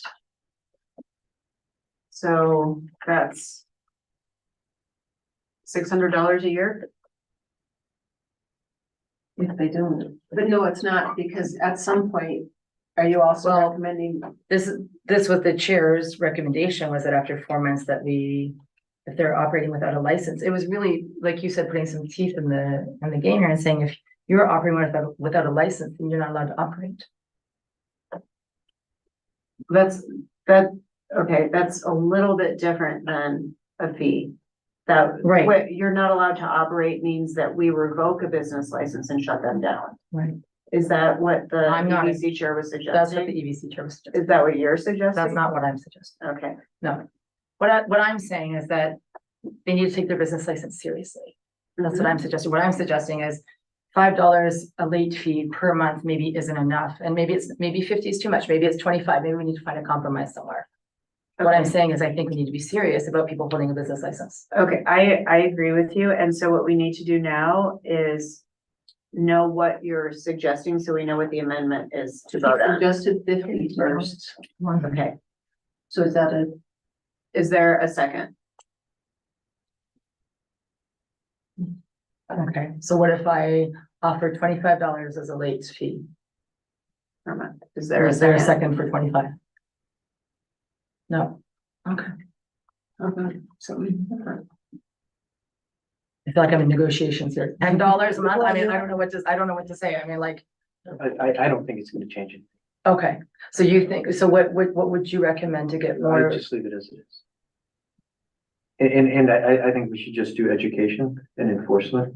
And then make sure that there's these continuing perks, that they're registered and they get all the information that Victoria, town administrator, was talking about. If they're gonna pay it late, if it's $5 or $10, no one's gonna, that wouldn't change me. So I don't know, I think we're just splitting hairs over something that's not gonna affect anything.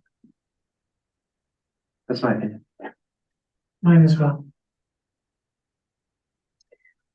Could I suggest maybe one add-on, not necessarily in the fee schedule, but maybe quarterly, we bring forward a list to the Board of Trustees of who is not licensed? Or some other aspect, because I do think despite our efforts on some businesses, monthly notices, they still just don't do it. We have some very prominent businesses that have gone all year and just ignored our notices. And so, so what is the final, I mean, at what point at what point and how can we implement? Yeah, how can we get, I think, excuse me, I think that's the question is how, what does it take to get them Yes. to just pay this $50 and register their business? So I agree, there should be some form of, even if it's not monetary, maybe it's more on the line of, kind of like we had the sales tax discussion. At what point do you and the public want to know when people just aren't following our local laws? So that you can make decisions on whether or not you want to continue using that business. Are there some municipalities, or it seems to me in bigger places, that they publish these kinds of things in the newspaper? Yeah. Yeah. They really do. Well, and Like, you don't pay your check, it's on the. They think like you can go and, Check bounces. so I mean, maybe that is a different discussion that actually should be considered. I don't know that it's appropriate for right this. No, I agree. But that's what I'm saying. Maybe that's outside the fee schedule, but I do think that we need something that staff can do at some point. And maybe it's just a notice to come talk to the local judge. But why are you ignoring this, and let them explain it to them? And then she'll hook on a court fee for having to make people go through that extra stuff. But I do feel the same. I at some point when people just purposely want to ignore the law, I feel like there has to be some form of a consequence. well- Otherwise, why have it at all? And that's why we have the code enforcement officer Mhm. now, right? But if they still choose not to, So and it goes for years. what if we then, I don't know what it is in the code currently, but we could look at if we could add it to the list of codes that he can issue a citation or an administrative notice that says, Oh. first month he goes, you haven't paid. And he goes, So that you let's, haven't paid so, 25, and so 50 court. I think what we're saying is, let's take another look at that piece of code and see if we can add an enforcement mechanism within that code Yes. And let instead the of fee relying on the schedule fee move schedule. forward. And Yeah. if you want to amend it after we go through that, we certainly can still. Okay. That line item. But for now, Yeah, I think that's, is that an acceptable way to move forward? Yeah. Okay, So do you want to rescind? Well, no, nobody No. accepted. Yeah, No, Diana I did a Burbank. second. Second. okay. Okay, so then is there a motion to approve resolution 2023-76? So moved. Is there a second? We already did this. Okay, so we'll call for the vote. Thank you. Motion passes unanimously. Thank you. It's a really good conversation to have. And I think that taking it on from an ordinance perspective I like that. will have more impact. Agree. Okay. Okay, thank you, everybody. All right, so there are no boards and commissions tonight, so we'll move on to general business. I see Edward Keene is on the line there. Resolution 2023-79, a resolution of the Town of Lyons, Colorado, supporting the alternative proposal of the Regional Air Quality Council for Regulation 29 before the Air Quality Control Commission. I'd like Brandon. Yeah, Brandon, would you like to take this on? I can, yeah. So this came up at our last meeting, about what's going on with the Air Quality Control Commission. They were looking at, different ways to reduce the precursors to ozone, which are nitrogen oxide and sulfur dioxide primarily. And one of the, the methodologies through the state rulemaking is through the regulation of lawn care equipment. And so we discussed at the last meeting that there are two, kind of competing proposals of the AQCC. One of the AQCC has proposed, which places limits on usage of lawn and garden equipment below 10 horsepower by government entities first and commercial entities in the summer. And then the alternative proposal by the Regional Air Quality Committee, which is not a regulatory body, but rather an advocacy committee, which goes much further in terms of totally banning the sale of gas-powered devices, among other things. And so the board had asked us to come back with a resolution to support which proposal we would like to throw our weight behind as a town. The C4CA, which is an organization of communities for climate action, has asked for the town's position. And so based on the discussions we've had internally as a staff, we thought we could support and also the discussion of the board, we could support the more aggressive proposal. And so that's what we've drafted this resolution as, but it's intended to be general enough to change it back to the AQCC proposal. That's what the board would prefer. So I'm happy to answer any questions about the specifics, but that's just kind of what the agenda item is for tonight. Okay, any questions for Attorney Dittman? Go ahead. Okay, thank you. Just a little add-on from a staff perspective. Since this did come out, our staff has had the opportunity to look at what it would cost for us locally to replace the equipment to meet these two different options. The Parks and Public Works preference would be to adopt the RAQC 10 horsepower and under. That will cost us in today's numbers, $50,000 to $65,000 to replace our handheld equipment if we have to buy it, if we can't get a grant. If you go with the under 25 horsepower model, it will be more in the $110,000 to $115,000 range. So from a budget perspective, they would like a little more stair stepping here to allow for how do we pay for this. There was two other considerations they wanted the board to be aware of. One is the difficulty they have in finding people to the disposal of your existing equipment. Many places won't take it.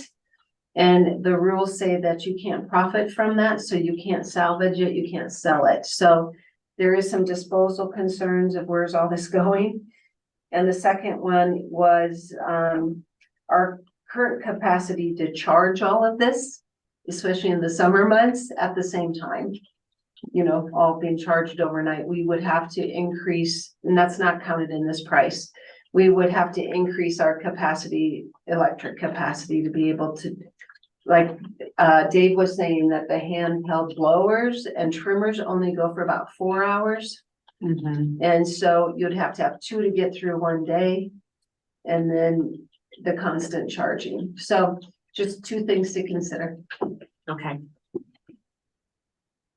I have a question. I'm not clear. Is this a mandate that's coming down from the state that all municipalities are going to have to be a part of? This is an executive order. It's a governor's executive is order coming and down. yeah, go ahead, Brandon. So it's a regulation under the Clean Air Act of the CPHE. That's through the Air Quality Control Commission. And so basically what is happening is the governor's office has directed the Air Quality Control Commission, and the APCD is the portion of CDPHE that enforces air quality regulations, to find ways to comply with our obligations under the Clean Air Act to, lessen the non-attainment status of the Front Range. And so there's a whole variety of different regulations the AQCC is working on to find ways to eliminate the precursors to ground level ozone. And so this is like one portion of a multi-pronged effort to deal with that issue. But right now it's just a proposal, right? It's a proposed regulation 29. It can be implemented as the AQCC or APCD has recommended it. It could be as the RAQC has recommended it. It could be as some other entity has recommended, or it could not be passed at all. For the past 2 years, I've been working on building performance standards regulations at the AQCC, and those were withdrawn a couple times before they were finally promulgated much differently than how they originally proposed. So that's just kind of, it's not saying that it's one or the other necessarily. Those are the 2 largest proposals that are out right now. And just to remind everybody, we're voting on what Lions is going to recommend to CC4CA. There is no guarantee whatsoever that our recommendation will see it to the finish line. This is just how do we want to weigh in on this question? Go ahead. So I am curious though, still with this executive order, is there any offer for grants for communities, especially small ones that Anticipating this could be so expensive? So there's nothing specifically that I am aware of. A lot of times when there's these types of regulations, there's not unfunded mandates. there's not specific funding mechanisms, which is, every one of these rules that comes out, they're required to do an analysis of, the economic impacts, and they always say like nothing. And then we have to comment back and saying, did you consider, the tax impacts of replacing this equipment or whatever, upgrading our buildings, as in the case of performance building standards, and they always revise them to say, oh yeah, there will be some impacts, but there may be ways you can blunt that, and then kind of leave it at that. But no, there's no specific funding mechanism attached to this. But I think we've already gotten 1 grant for this type of project, and there's probably gonna be more out there, but there's nothing attached to this regulation specifically on how to fund it. Thank you. Go I ahead. had a question. So the town has, you said about $65,000 for 10 horsepower and under. For handheld. Handheld 10 horsepower and under. I'm sure in the past we've been replacing weed whackers and stuff.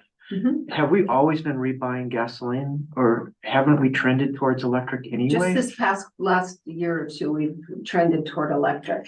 Okay. We have the electric mower. And we were able to get a grant for a mower and some other equipment, so. But wouldn't Yeah, we want to trend to electric because it's cheaper to operate? Sure, we would love to For trend all the toward reasons. electric, Yeah. I mean, because But I'm just saying, doing it all at once. All would at be, once. Yeah, okay, yeah. but it's fine, that's why we're just would recommend supporting the RAQC, not the other The other one. proposal. That would go to APCD. 10 horsepower in 2025 and beyond. Okay. And I think your SFC was opposite. They wanted to go the more aggressive sooner. Well, I think the RAQC is overall the more aggressive plan in terms of totally banning the sale of. Oh, banning the sale eventually. And I see Edward Keene on the call. So, Mr. Keene, would you like to remind us what the SFC was suggesting? RAQC. That's what ours too. Thank you. So that's the same. Same. Yeah, that's what I Yeah. thought. Right. Okay. Any other questions? All right, then I'll entertain a motion.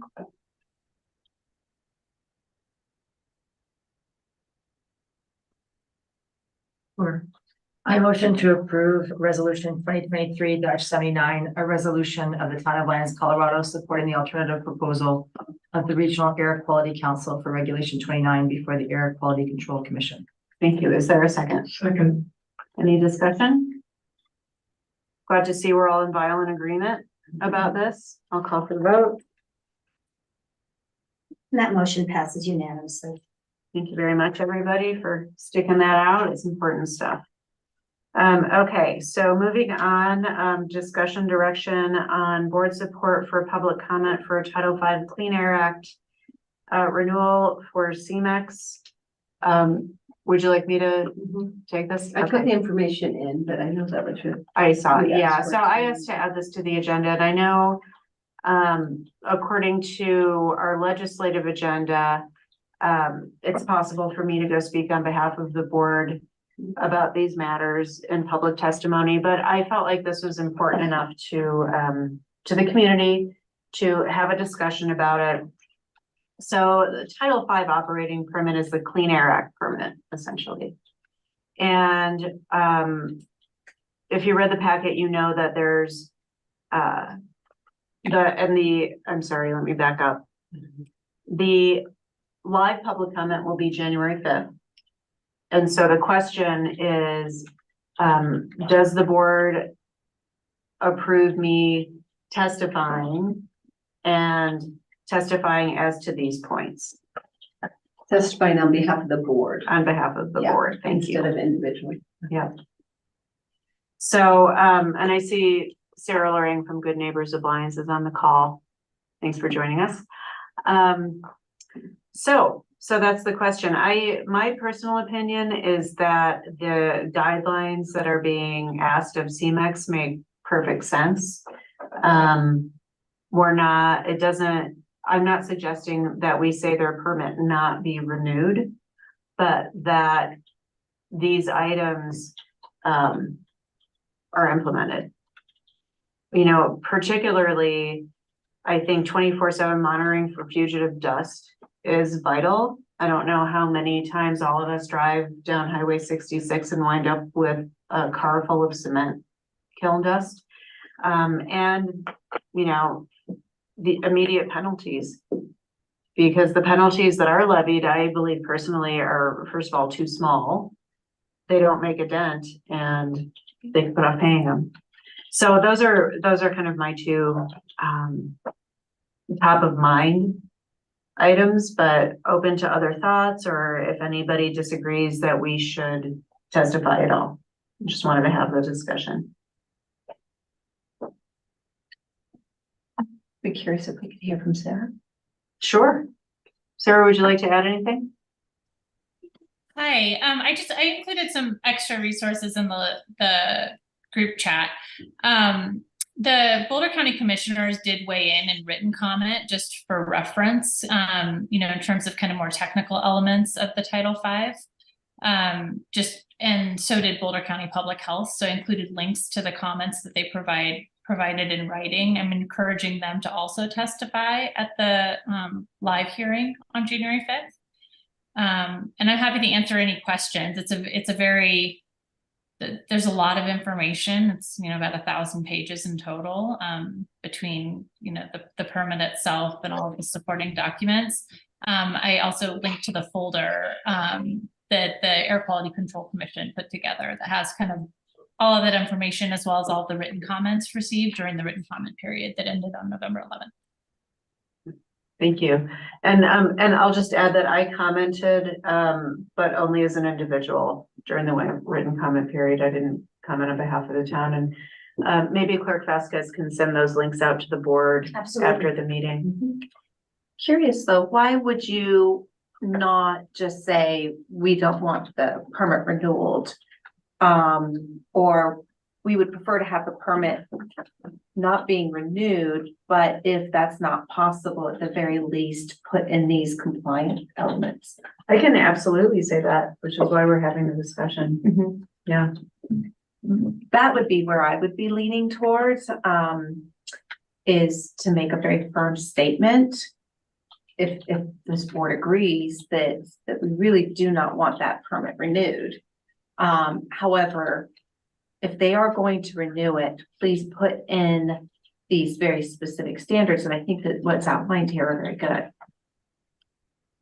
Well, then I'd have to ask, why don't we want the permit renewed? Because that's effectively saying we just want the plant closed. Correct. And the way I read it is, if we don't say that, that's fine.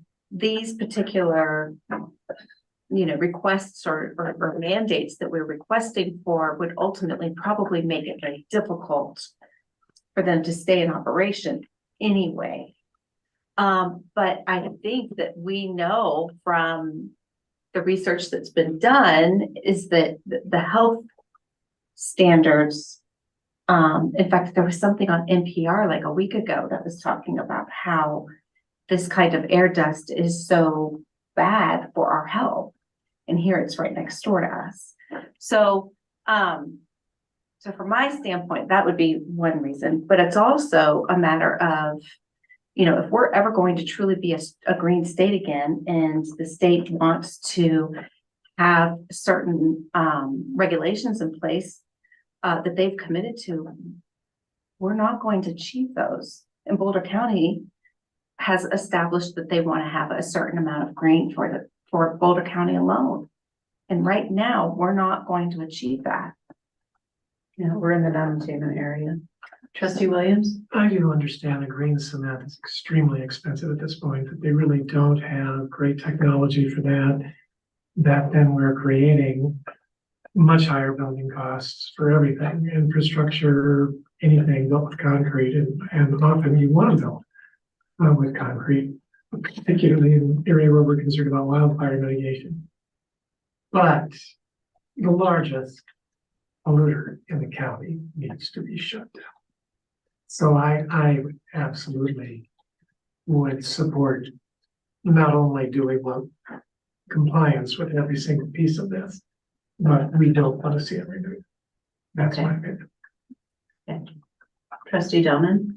I agree. I don't want to see it renewed, and I agree that the green cement is very expensive, but there are also other plants out there that are much more efficient than this one, and emit a lot less emissions than what this one is doing. So I agree to should be shut down. Okay. I'm gonna take a different tack on this. Yes, it's cement creates an enormous amount of carbon. We all know that, but the solution isn't necessarily just to harass some company and make them move it to Wyoming, because global warming does not care if that carbon comes out in Colorado or whatnot. And I also take an exception to, it's the largest polluter in Boulder County. We're not a heavy industrial county. We don't have a steel mill, we don't have a refinery, but we use all of those things. So just because those are in a different county doesn't mean we're absolved of the implications of it. The largest polluter, and as far as greenhouse gases, is DIA. Yet we all fly out of there. So do we blame it on the people in Denver, and it's not our fault? So I think we need to take a much bigger, more philosophical tack on this instead of just being obstructionist.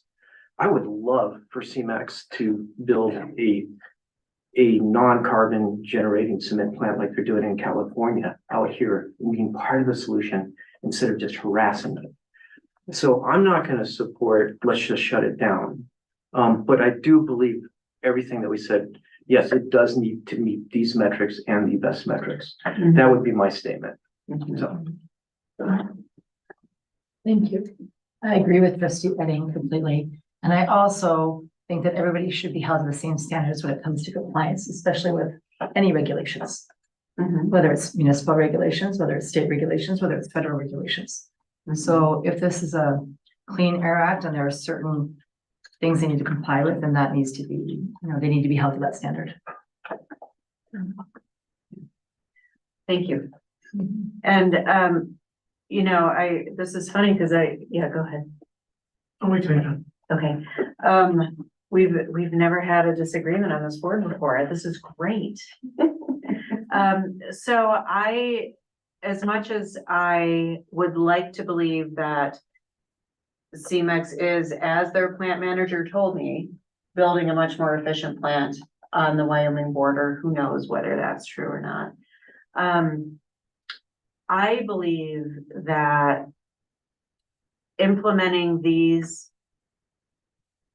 changes would either A, shut them down because they wouldn't be able to comply, or B, make them much cleaner and less polluting, which is what we want. So I think the threshold for shutting them down and for not renewing the permit, I don't even know what that threshold is, right? I don't know what the guidelines are for refusing to renew a permit. I bet they're pretty high. And I bet us saying we don't want you to renew that permit would not change anybody's mind about renewing that permit. So I agree, we should ask for these measurements and procedures to be implemented. But I don't think us saying that we don't want the permit renewed is gonna move that needle at all. And it might have some consequences that we can't yet anticipate, like, do they sell it to an asphalt producer? And I know that we've got that moratorium in place, but we don't know what that's gonna look like and how long that's gonna be in effect. So let's get them as clean as possible so that we can reduce what's happening now. And that does, if I were in a position to be able to make a public statement against Suncor, I would. I mean, I personally have cut my air travel exactly in half this calendar year out of concern for that. I figure I'm one of a billion people who are doing that. Yeah, right. Probably there are like 4 of us in Colorado, but I still drive a gas-powered car. This is here. It's in our yard. We've seen where the wind takes, from the monitor that's on Airport Road. This is hurting the health of people in our county close to us. And therefore, I feel that we do have a little bit of power here, a little bit of influence, and whatever influence we can leverage that says no is important. So, yeah. Well, one option would be for me to go provide testimony that says, look, half of our board wants this permit to just flat out not be renewed. And half of our board is okay with the permit being renewed as long as these things are followed. I'll be much more eloquent than that. Unless anybody's mind has been changed by any of the discussion, and I'm totally happy to go and do that. I think the fact that we're at kind of a 3-3 here, I think I would like to hear what trustee S thinks on this. But you're able to have a conversation. That's a good point. I'm looking at the calendar. Well, I tell you what, I will make a change. Because I did submit also in writing, by that November date, as a personal reflection, and I said, I felt that the permit should not be removed specifically. However, if they are going to renew it, it meets all of these standards. So I've done that on a personal level. And so I'm willing to be able to say in the best interest of the whole board or our town, that we at the minimum believe that these elements should be met. And maybe we could just add the word at a minimum. Well, I think trustee Williams' point is a good one, and I think that we should hear from trustee Elson. And we have time, so the meeting is on January 5th. I'm gonna just pull up the calendar.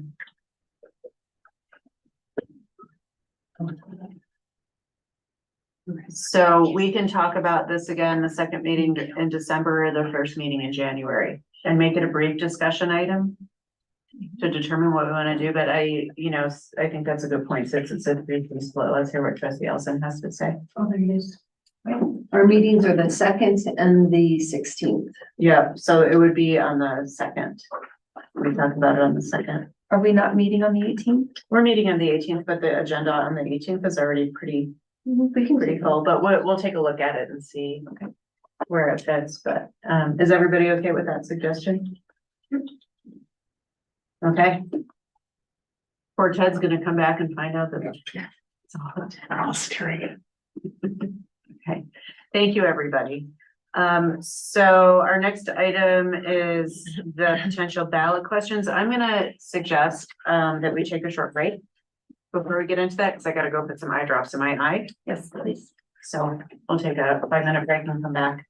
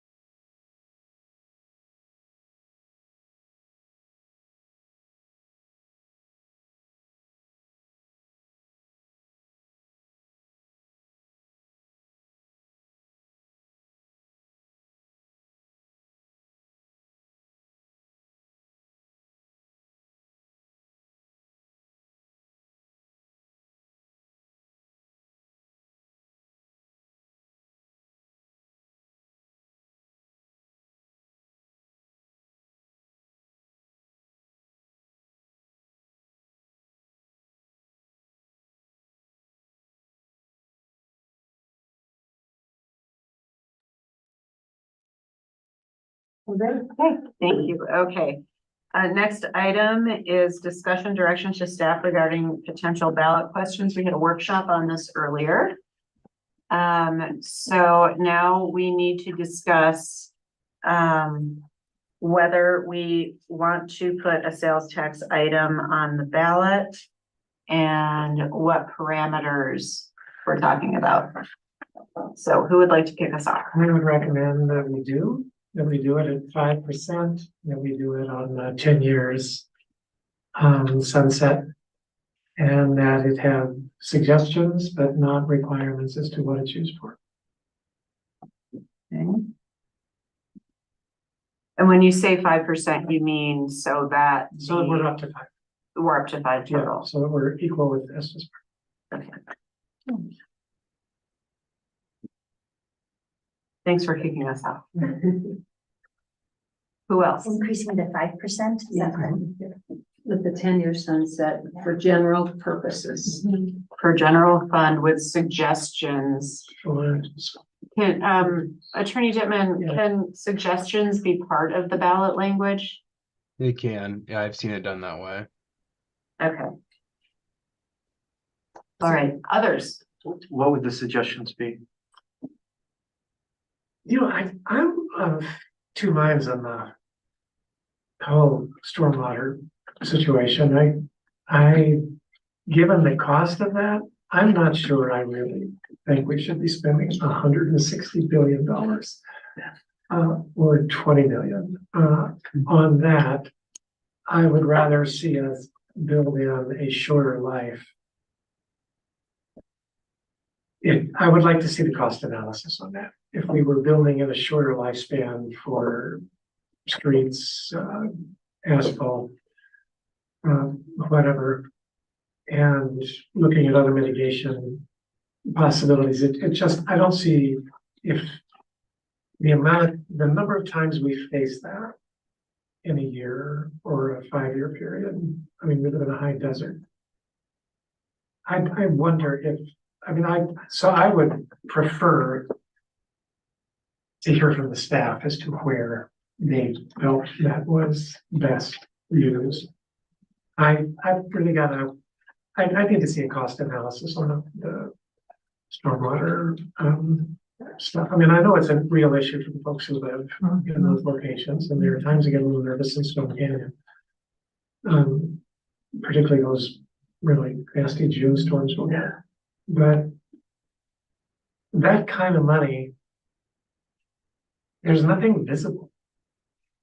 I mean, let's put a town pool in a recreation center. You know, there's nothing visible for that kind of money for something that is certainly helping with infrastructure road-wise, but I'm not sure anything else. So yeah, so actually, I'd rather hear from the staff on that, where they felt like it was best utilized.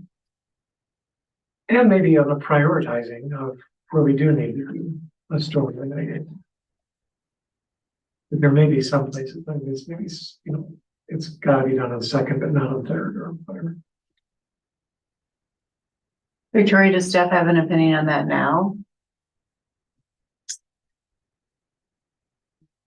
I think, I would have an off the top of my head suggestion, but I like the idea of doing a basic cost benefit analysis, not one that costs us $25,000 to do, but just between Cassie and Aaron. Tracy and Aaron and I, I'd like to do that and then come back with something. Okay. Just on the cost of upkeep versus, you know, we did a very small portion of Second Avenue this summer. We put in a little curb and gutter down at the bottom because Western Stars was always saying it was coming into their property. So, you know, if there's something like that we could do to hold the small events, the little 5 and 10 year storms more regularly and save the roads. You're right, we might be able to do that less than ripping out everything and putting in a big 56-inch pipe underground for the big one when it happens. Yeah, so I think that's probably, and I mean, we could probably get you that. I think staff is already prioritizing second, third, fifth. Although when the big one happens, it's probably fifth that will Yeah. this be the biggest Mm. damages. So the ones last time around, right? Well, it goes right through the center of the downtown district too, and so that's where you start getting into more damage. So we just on consent agenda passed applying for the BRIC grant fund. That's to do with the design of the Second Avenue storm drainage. Okay. Okay, so doing a cost benefit, my concern would be that we do this cost benefit analysis. And then we decide that that's not gonna be a priority, and then we've approved applying for this grant with a match. Well, we haven't, it's not due until, I don't remember the due date on that one, end of December or first, January 11th, sounds familiar to me, I have to look it up quick. But we might have time to make that decision if you want us to bring this back next time. Yeah, I do. Yeah. Because I think that's a really great suggestion, Trustee Williams. So, and I don't want us to commit to something that we decide we don't want to do, so, let's definitely bring that back. Look at the date for that one. That one needs to be submitted no later than,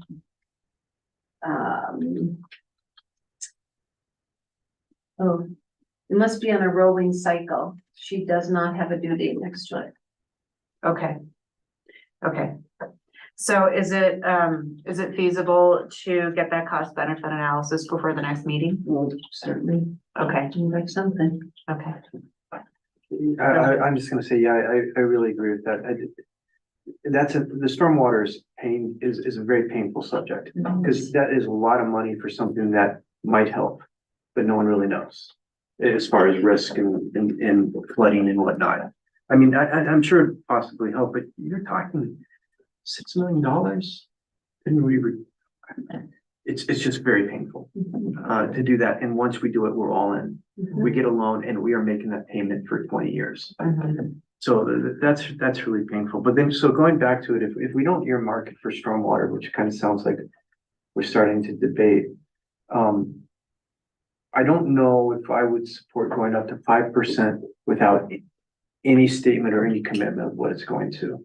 I'd be much more comfortable somewhere around 4%. Also, I don't think it's gonna pass going up to 5%. Okay, so Trustee Williams is talking about a 1.5% increase. And Trustee Edding is talking about a 0.5% increase. Yep. What are other thoughts? Trustee Gilman? I agree with 0.5% up to 4%. Okay. And I don't feel it should be a sunset. I think just permanent. Agreed. And Trustee Edding, how do you feel about the sunset? Yeah, without the sunset, yeah. Okay. What do you think? Yeah, I agree with the 0.5% increase. I could be persuaded to go higher, but I think that if it's going to be forever, like permanent increase, then definitely 4. I would invite anybody to come up Second Avenue after any storm, really, and see the road literally eroding every single time. And then that erosion is literally left on top of the pavement, and then you're sliding, whether you're walking or you're biking or you're driving, you're literally on loose gravel at that point. So that's Second Ave.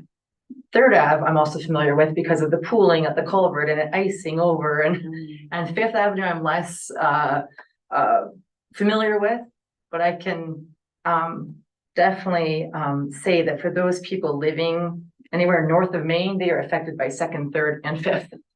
So I don't know what percentage of the population is, maybe half, I'm not sure. But I do think a cost benefit analysis is great. I also see that happening like all the time. So I do think that if we do go with the 0.5% increase, I think there should be 0.25 towards streets and 0.25 to stormwater. So, okay, so you're in favor of earmarking the money in the ballot, okay. And you're in favor of general fund? Yeah, general fund. I mean, and largely because if you're going stormwater, you're going stormwater. If we're getting a loan, we're locking the next 20 years of the board in. right? Mhm. So I think if you're gonna go stormwater, you have to earmark. Mhm. So I would prefer at this point, just to say general fund right now, Okay. until we know more about the stormwater. With a suggestion about streets and stormwater in the ballot language or not? I wouldn't even suggest stormwater. I would suggest streets, Okay. but I think it's kind of a false pretense to talk about stormwaters without a loan. Your Tim? Yes, so back when I ran for trustee for the first time, I went door to door campaigning. So this was in 2018, I think.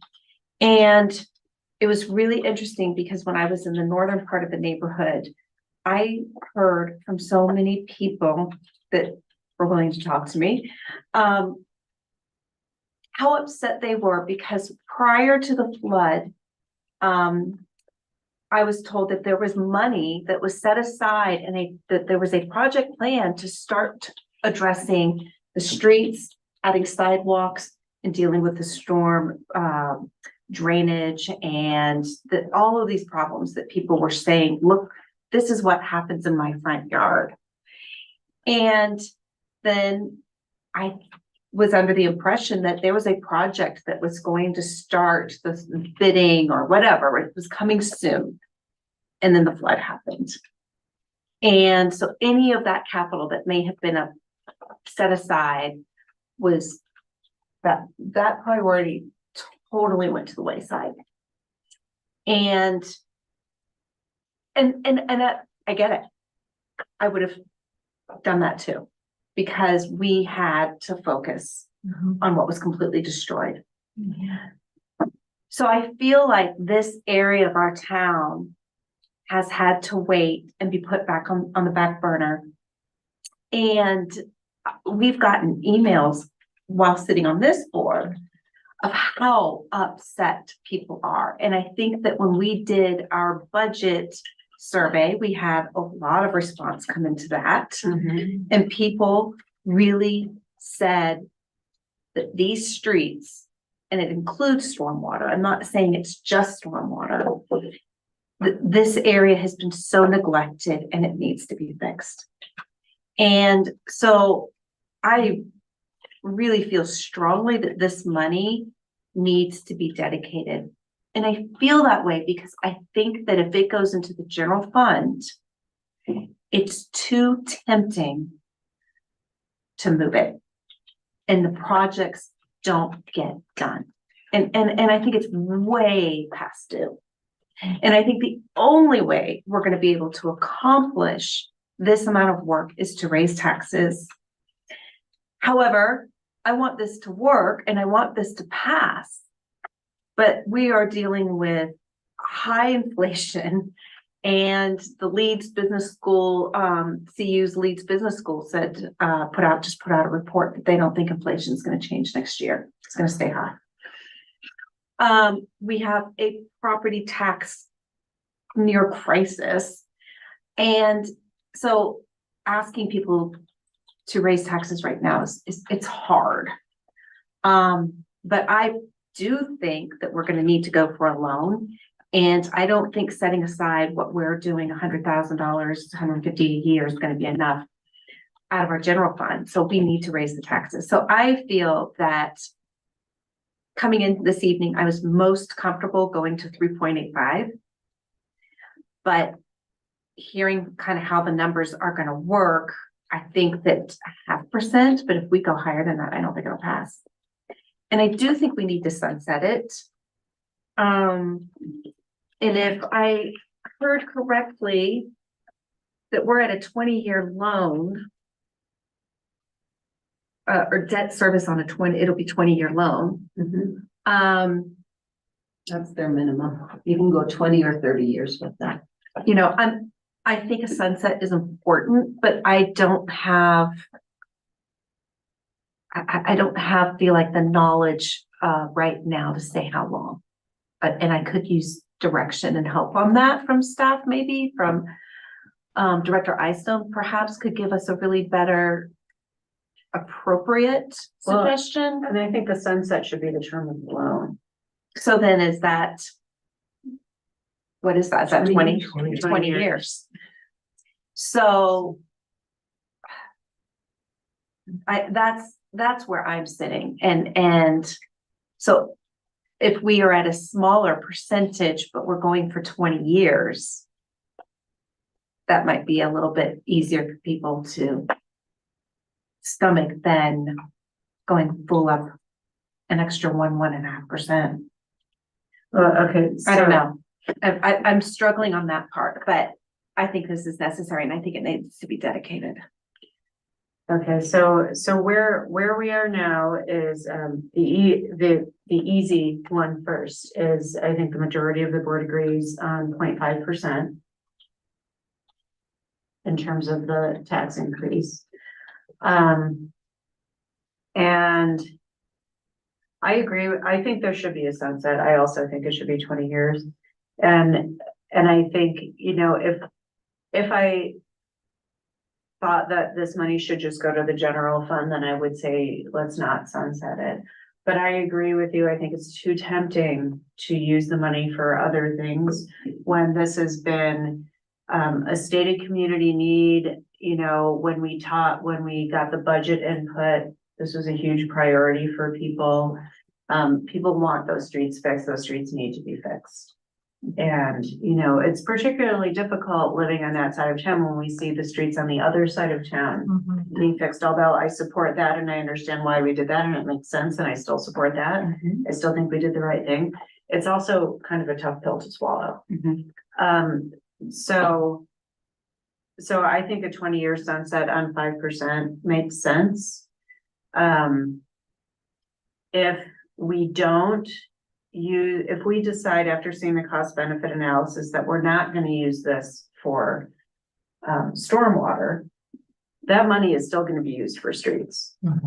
I mean, you know, I kind of feel like with street maintenance and whatnot, we're never going to have too much money for streets. So what do people think about instead of saying streets and stormwater and splitting it up that way, what if we just said infrastructure? And that way we know that this money will be used for infrastructure, whether that's streets or. Then it could be sewer and water. It could be sewer and water. I mean, but I don't think that's I think that's a net positive to know that we're gonna have a revenue stream that boards can use to address infrastructure issues, whether it's going out for a bond or just fixing something. Then why sunset it though, because you will always have those needs. That's true. True. And I would feel more comfortable if you generalize with infrastructure, fine, but I would really like to have some kind of parentheses or like, or such as, or examples that name streets and stormwater, or whatever, so that people know that's what we're talking about. Or perhaps we could say, and Brandon, correct me if this isn't true, perhaps we could say that the priority would be streets and stormwater. Yeah, you could certainly do that, I believe. I think that is the selling point for this, for sure, based on all the feedback we received around streets and stormwater. And remember, we can't have one without the other. I don't know how many times we've talked about redoing streets, whether it's second or third or fifth, and every time it's like, but we have to do stormwater first. So, or at the same time. Right. But there's Right. also street maintenance. That's Right. just this ongoing, which Yes. keeps digging into the kitty. Yeah, which is why I think this could be a 0.5% permanent, because there will never be enough money in the streets fund. You've convinced me. Thank you. Just in case I. I thought Trustee Farrell made some really good points. I'm now waffling in my head. I don't think, I'm wondering if the ballot question really shouldn't be, of course, it's gonna be about raising taxes. But if the ballot question should really be about stormwater. Do you want a stormwater plan?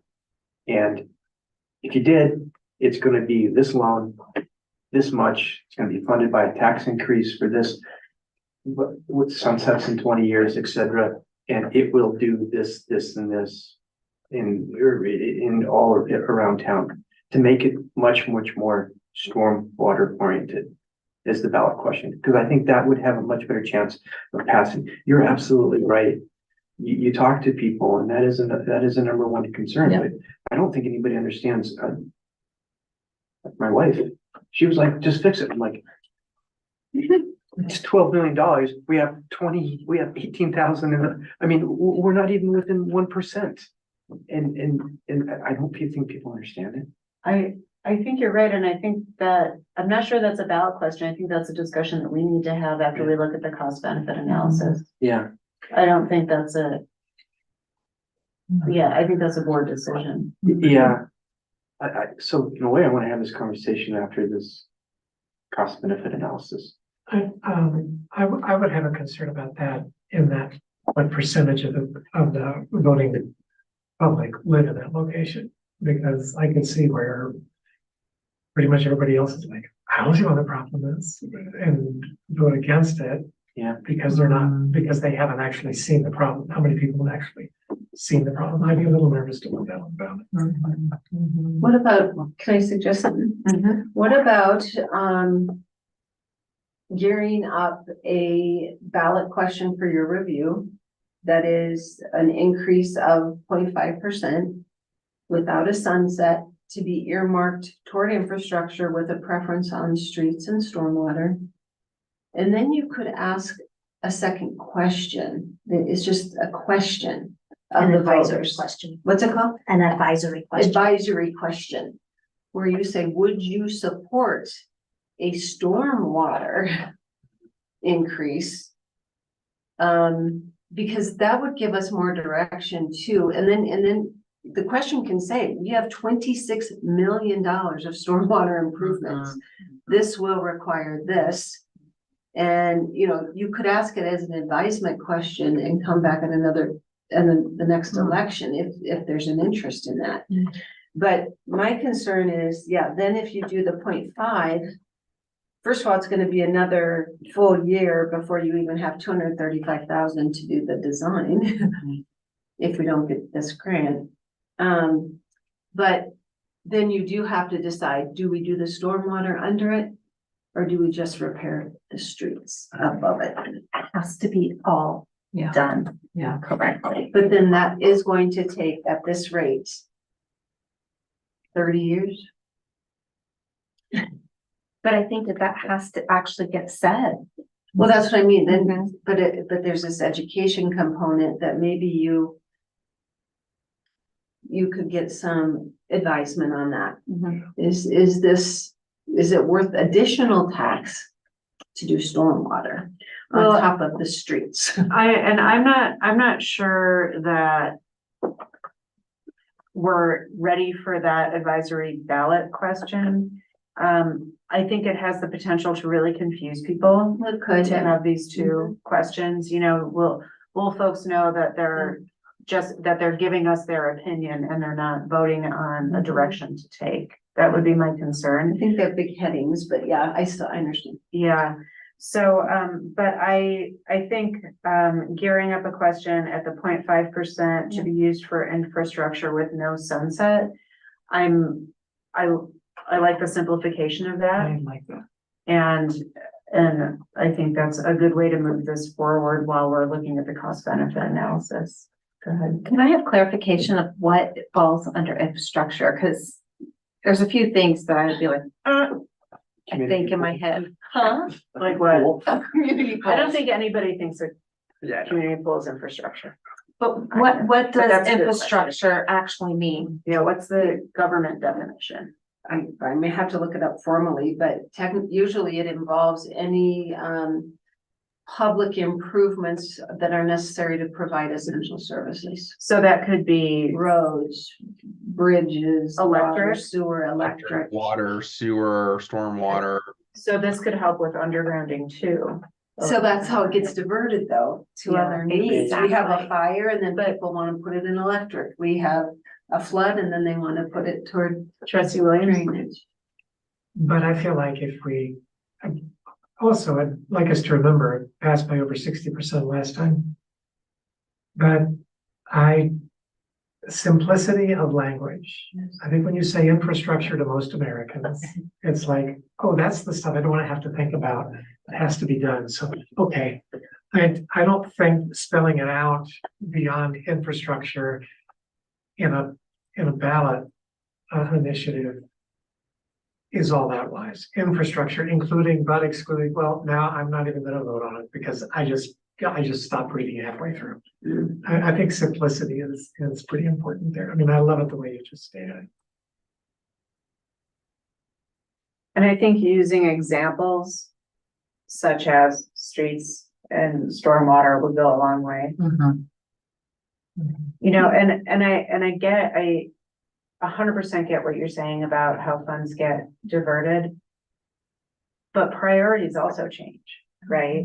So what is a priority for us right now in terms of streets and stormwater? Who knows what could happen that could make something different a priority? Well, that's exactly what happened. We had a flood. Yeah.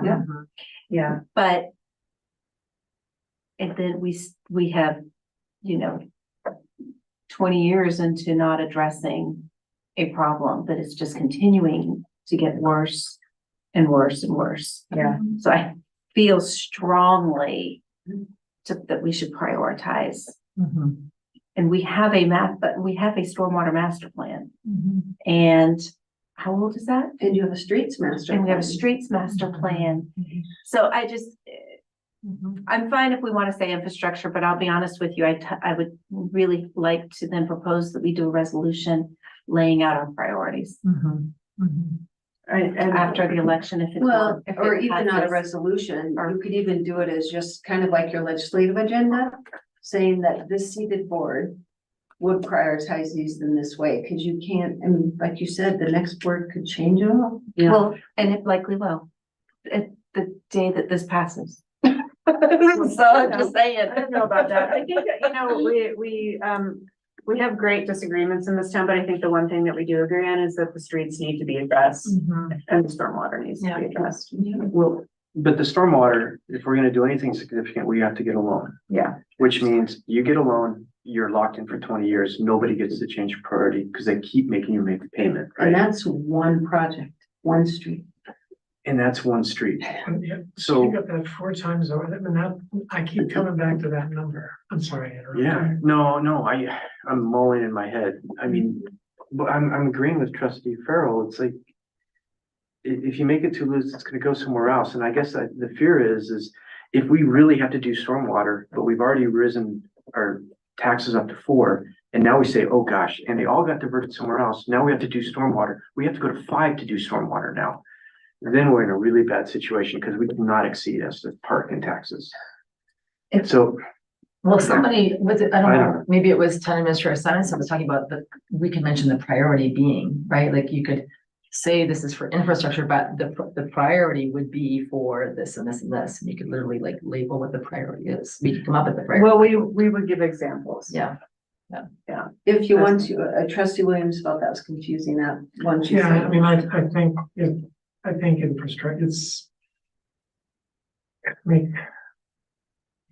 I just believe in brevity of language whenever possible, particularly related to any kind of regulations, anything you're putting before the voting public.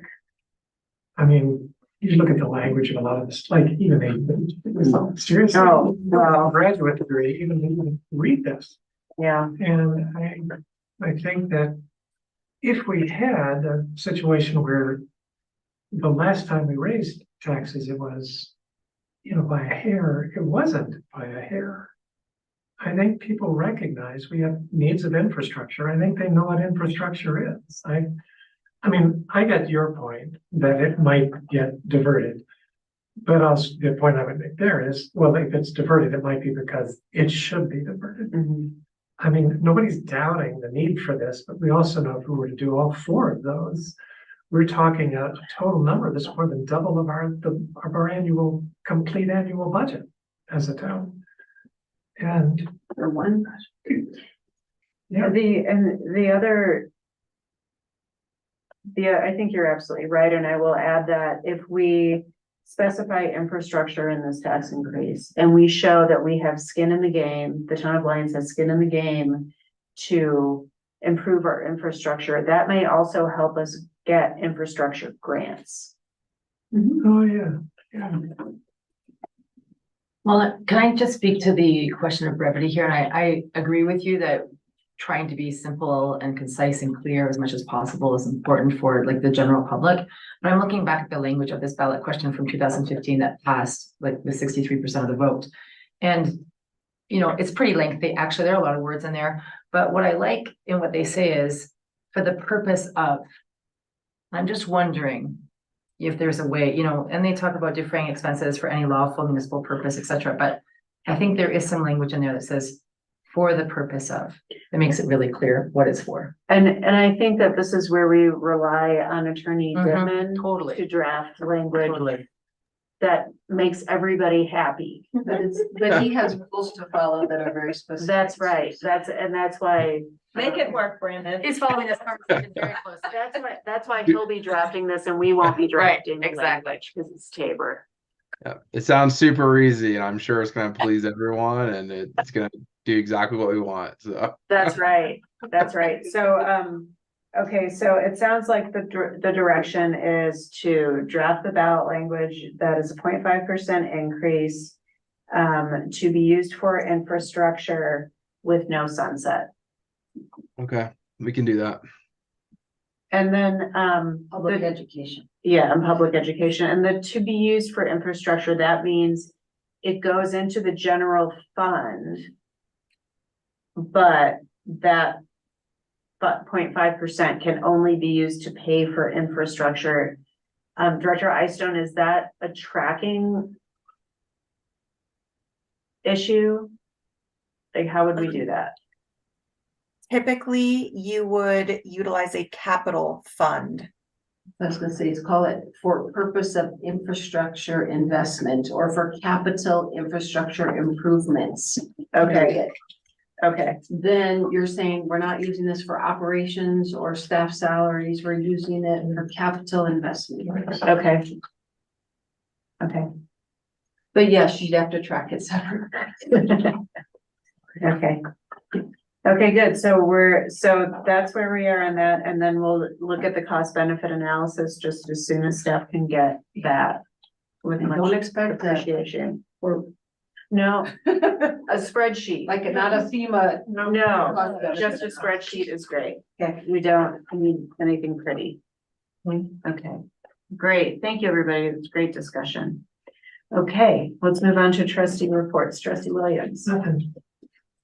We meet, the meeting on the 15th, and I think we'll have things to say. Okay, Yeah, and I have nothing beyond start resolution. thank you. Trustee Dillman. So Parks and Rec, they talked about how beavers have been chewing some of the trees that have been planted. So the town is painting the trees with sand in the paint. Really? It seems to be. Yeah, it's a new method used if you don't want to trap and move. I didn't even know we had beavers. Oh, there's two and they're very active and our trees that are just finally taking off down around the ponds and the river are being chewed down daily. Okay. So we did some research. Yeah, it's a special paint and then you add the sand to it. And as soon as they touch it with their teeth, they don't like it. But it doesn't hurt them. That's great. That's great. That's great. And then It's just painting all the tree bases that we want to save. and LCF got a $4,500 donation with $1,500 of that to go to Parks and Rec. Oh, great. To be spent on what? Don't know. Whatever you guys Figured it decide. out yet. Okay, Oh, that's everything. all right. Thank you. PCDC, we had a very nice, robust meeting. They spent quite a bit of time talking about, ADUs and what actions maybe could be taken, that helps like streamline, helps staff, but then relating it to the comprehensive plan. So they're just discussing about, the difference between conditional and administrative reviews for an ADU. Then the discussion moved to Prop 123 in the housing study. And PCDC's looking at what kinds of things that could be adjusted, maybe if it's within the code, reducing property square footage, the required minimum square footage that could help the town meet its housing goals for Prop 123.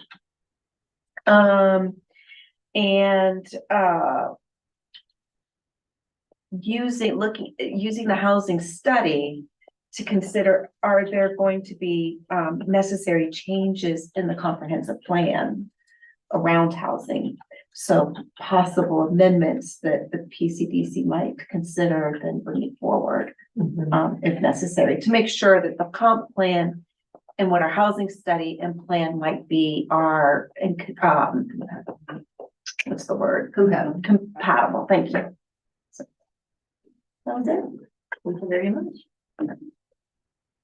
UEV has not met since October, so I don't have anything. I don't know, I don't think they're gonna meet until January, unless anybody else knows, because it's not on the calendar. Okay, well, the Housing and Human Services Commission did not meet as a quorum since November 20th. We did meet last week to say thank you to 2 of our commissioners who are leaving the commission. We have 1 person who we appointed last meeting, but we need 1 more person to fill a vacancy. Can you remind us who's leaving? Yeah, Regan Bueller's after 3 years, and Cherie, I think maybe she was on it for about a year. Okay. Mhm. And you reappointed Megan. Yep, That's right. that's Thank great. you. So we have a leaf representative, Great. which is nice to have when we're talking about human services. I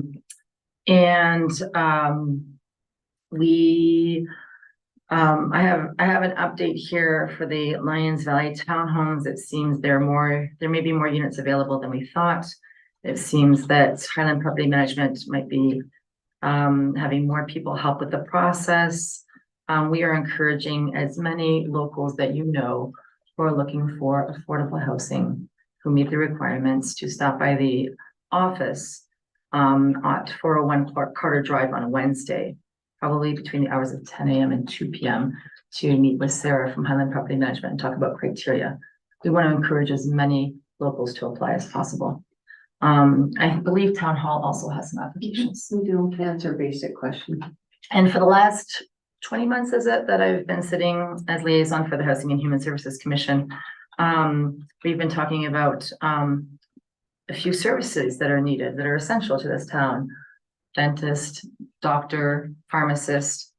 And it just so happens we have a new dentist in town, which just started on Monday. I didn't bring any flyers tonight, but I would encourage everybody to come meet him and check out the new dental office, which has taken over the old medical building at 303 Main Street. That will be on Wednesday from 4 to 6:30 p.m. Does he have an office manager? Of course he has an office manager. I hear the office manager's great. They'll be I heard that too. this Wednesday. What hours? From 4 p.m. to 6:30, there will be food and drinks from local businesses Is he and gonna hand giveaways out? for He's- local businesses. He's gonna hand out candy, isn't he? There could be some Oral-B electric toothbrushes. There could be some gift cards to local businesses. That's great. Yeah, there'll be all kinds of fun. I hear there's gonna be live music. So anyway, Dennis grand opening in Lions. Dr. Johnson is his name, and the commission is thrilled. We're really lucky in this community to have a dentist who has invested so much in our community. And then the Economic Vitality Commission has not met since November 20th. They will not be meeting in December. So their next meeting will be January 17th. And I just want to thank Trustee Elson over here for attending the next few meetings as liaison. That's all I have. Thank you very much. You're welcome. So I've got a couple of things. LEHC meets next week. We had an IGA meeting today that Trustee Edding joined. And I think it would be probably a good idea to gear up a short executive session about the IGA. What do you think? Sure. Yeah, just to update everybody and talk about what issues we are discussing. Consortium of Cities is this Wednesday evening at the Emergency Operations Center in Boulder. So I'm going to go to that in person, and anybody can join me. Often other trustees and council members and staff do. I was on a mayor's call with Jonah Goose and which he has quarterly. And we talked about a number of things, including the post office service hours. And so his office has a great track record of really helping communities fix some post office issues. And so I'm going to be I or staff will be following up with him. They sent over a form to fill out and we're right on top of that. You saw in Administrator Simonson's report that there was a letter from Polis about property tax and asking if we could reduce mills. I think the staff response was spot on. At the same time, commercial property taxes are just skyrocketed and I think could really have a negative impact on our business community. And so I asked Administrator Simonson to take a look at some potential ways we can alleviate some of that pain for them.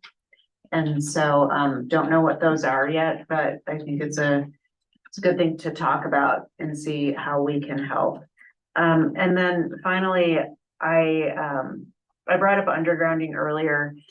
I'm not sure people are aware, but there was a tree that blew down on 3rd Street and took out a power wire. And at 10 o'clock Saturday night, when we were talking about getting ready to go to sleep, I looked out the window and saw a fire. And at first I thought it was fireworks and I thought, who the heck is lighting off fireworks in all this wind? And then realized it's not fireworks and called 911. And so first responders were great, showed up right away. Because it was electrical, they couldn't put it out. So we waited for end line while the wind was blowing sparks everywhere. And I still think that undergrounding electric, it's great that we're allocating the money that we're allocating for it. And I think it's critical to do faster. Yeah. So I also reached out to Joe Negus's office about that. You know, we've been in the running for congressionally directed spending for years now and haven't received any. So I received a response today that put us in touch with somebody who might be able to help with grants and got the 2025 form for CDS. So, which I forwarded to you. So hopefully we move forward on that. So yeah, super grateful that we were able to contain that there was snow on the ground, that first responders were there, hoses out ready if they needed to use them. And that concludes my report. Question. Yeah. If we do get a grant to underground electrical, is it just our town wires or can it be the other wires that come through town that we don't necessarily own and control? Oh, what a great question. I guess it would depend on if you want to invest in their infrastructure or not. We would start with our own. Yeah, I mean, as far as the fire is concerned, if it starts, I don't care whose it came from. Yeah. So it would be like, let's take the ones that could cause a fire, whether they're ours or not, and do that first. I just don't, but you know, I know through Steamboat Valley Road. You have Longmont Power and we have. Longmont Power goes right through it. Yeah. Well, and here's the thing about undergrounding is it is not just good for fire mitigation, it's great for line loss. Yeah. And repair costs. And so I could see partnering with those entities to have them help defray the cost of undergrounding because it really benefits everybody. And if we have the trench open, we should do it. Right? Yeah. Yeah. We would work with them. Same with lines of communication. Any of the lines can carry. Yeah. Fences, lines, poles, wooden poles. Alrighty. Summary of action items, please. Yes, I've got, for to research if the ballot questions can be approved via ordinance versus resolution. A debrief on the float direction and staging after parade. Next, I have request to provide DUI data to board in the future and cause of accidents. Next, I have potential time limit for invoices for future litigation to be discussed and researched. The board requested an email from Attorney Dittman confirming there are no outstanding charges for Honeywell litigation. There's to be an education campaign on business license requirements. Staff was going to look into providing a quarterly report to the board on unlicensed businesses. We're to review the Lyons Municipal Code on business license requirements and add a compliance piece with T. Next, I'm to send the CMAX links provided by Sarah Lorang to the Board of Trustees. The next item is the CMAX agenda item is moved to the January 2nd meeting. Staff is to bring cost analysis for stormwater, the 12/18 meeting. Staff is also to confirm the BRIC grant submittal deadline. Next, Town Attorney Dittman is to draft ballot language to state a 0.5% increase dedicated to capital infrastructure investment with no sunset. And the last thing I have is the mayor would like to schedule an executive session regarding the Boulder County IGA. That sound right? It's a big list. And then ideas for commercial property tax relief. And we'll take any of yours as well. Yeah. Yeah, well, you know, we can also make that a future workshop. Oh, yeah, Do and it. I just have it as a list, but Yeah. you know, most likely that'll be going out on like some of our listservs for other communities that have staff that have budget departments that are working on it. So it may take us a little bit, but on our list. Okay. Attorney Dittman? Nope, the ones I had, Dolores covered, so. Okay, great. All right, I'd entertain a motion to adjourn. So moved. Second? Second. Okay. Motion passes unanimously. Thank you, everybody. Thank you, everyone. Thank you, Brandon. I Thanks. hope you feel better. Yeah. Hope Thank you. I Christine hope- feels better too. Yeah, me too.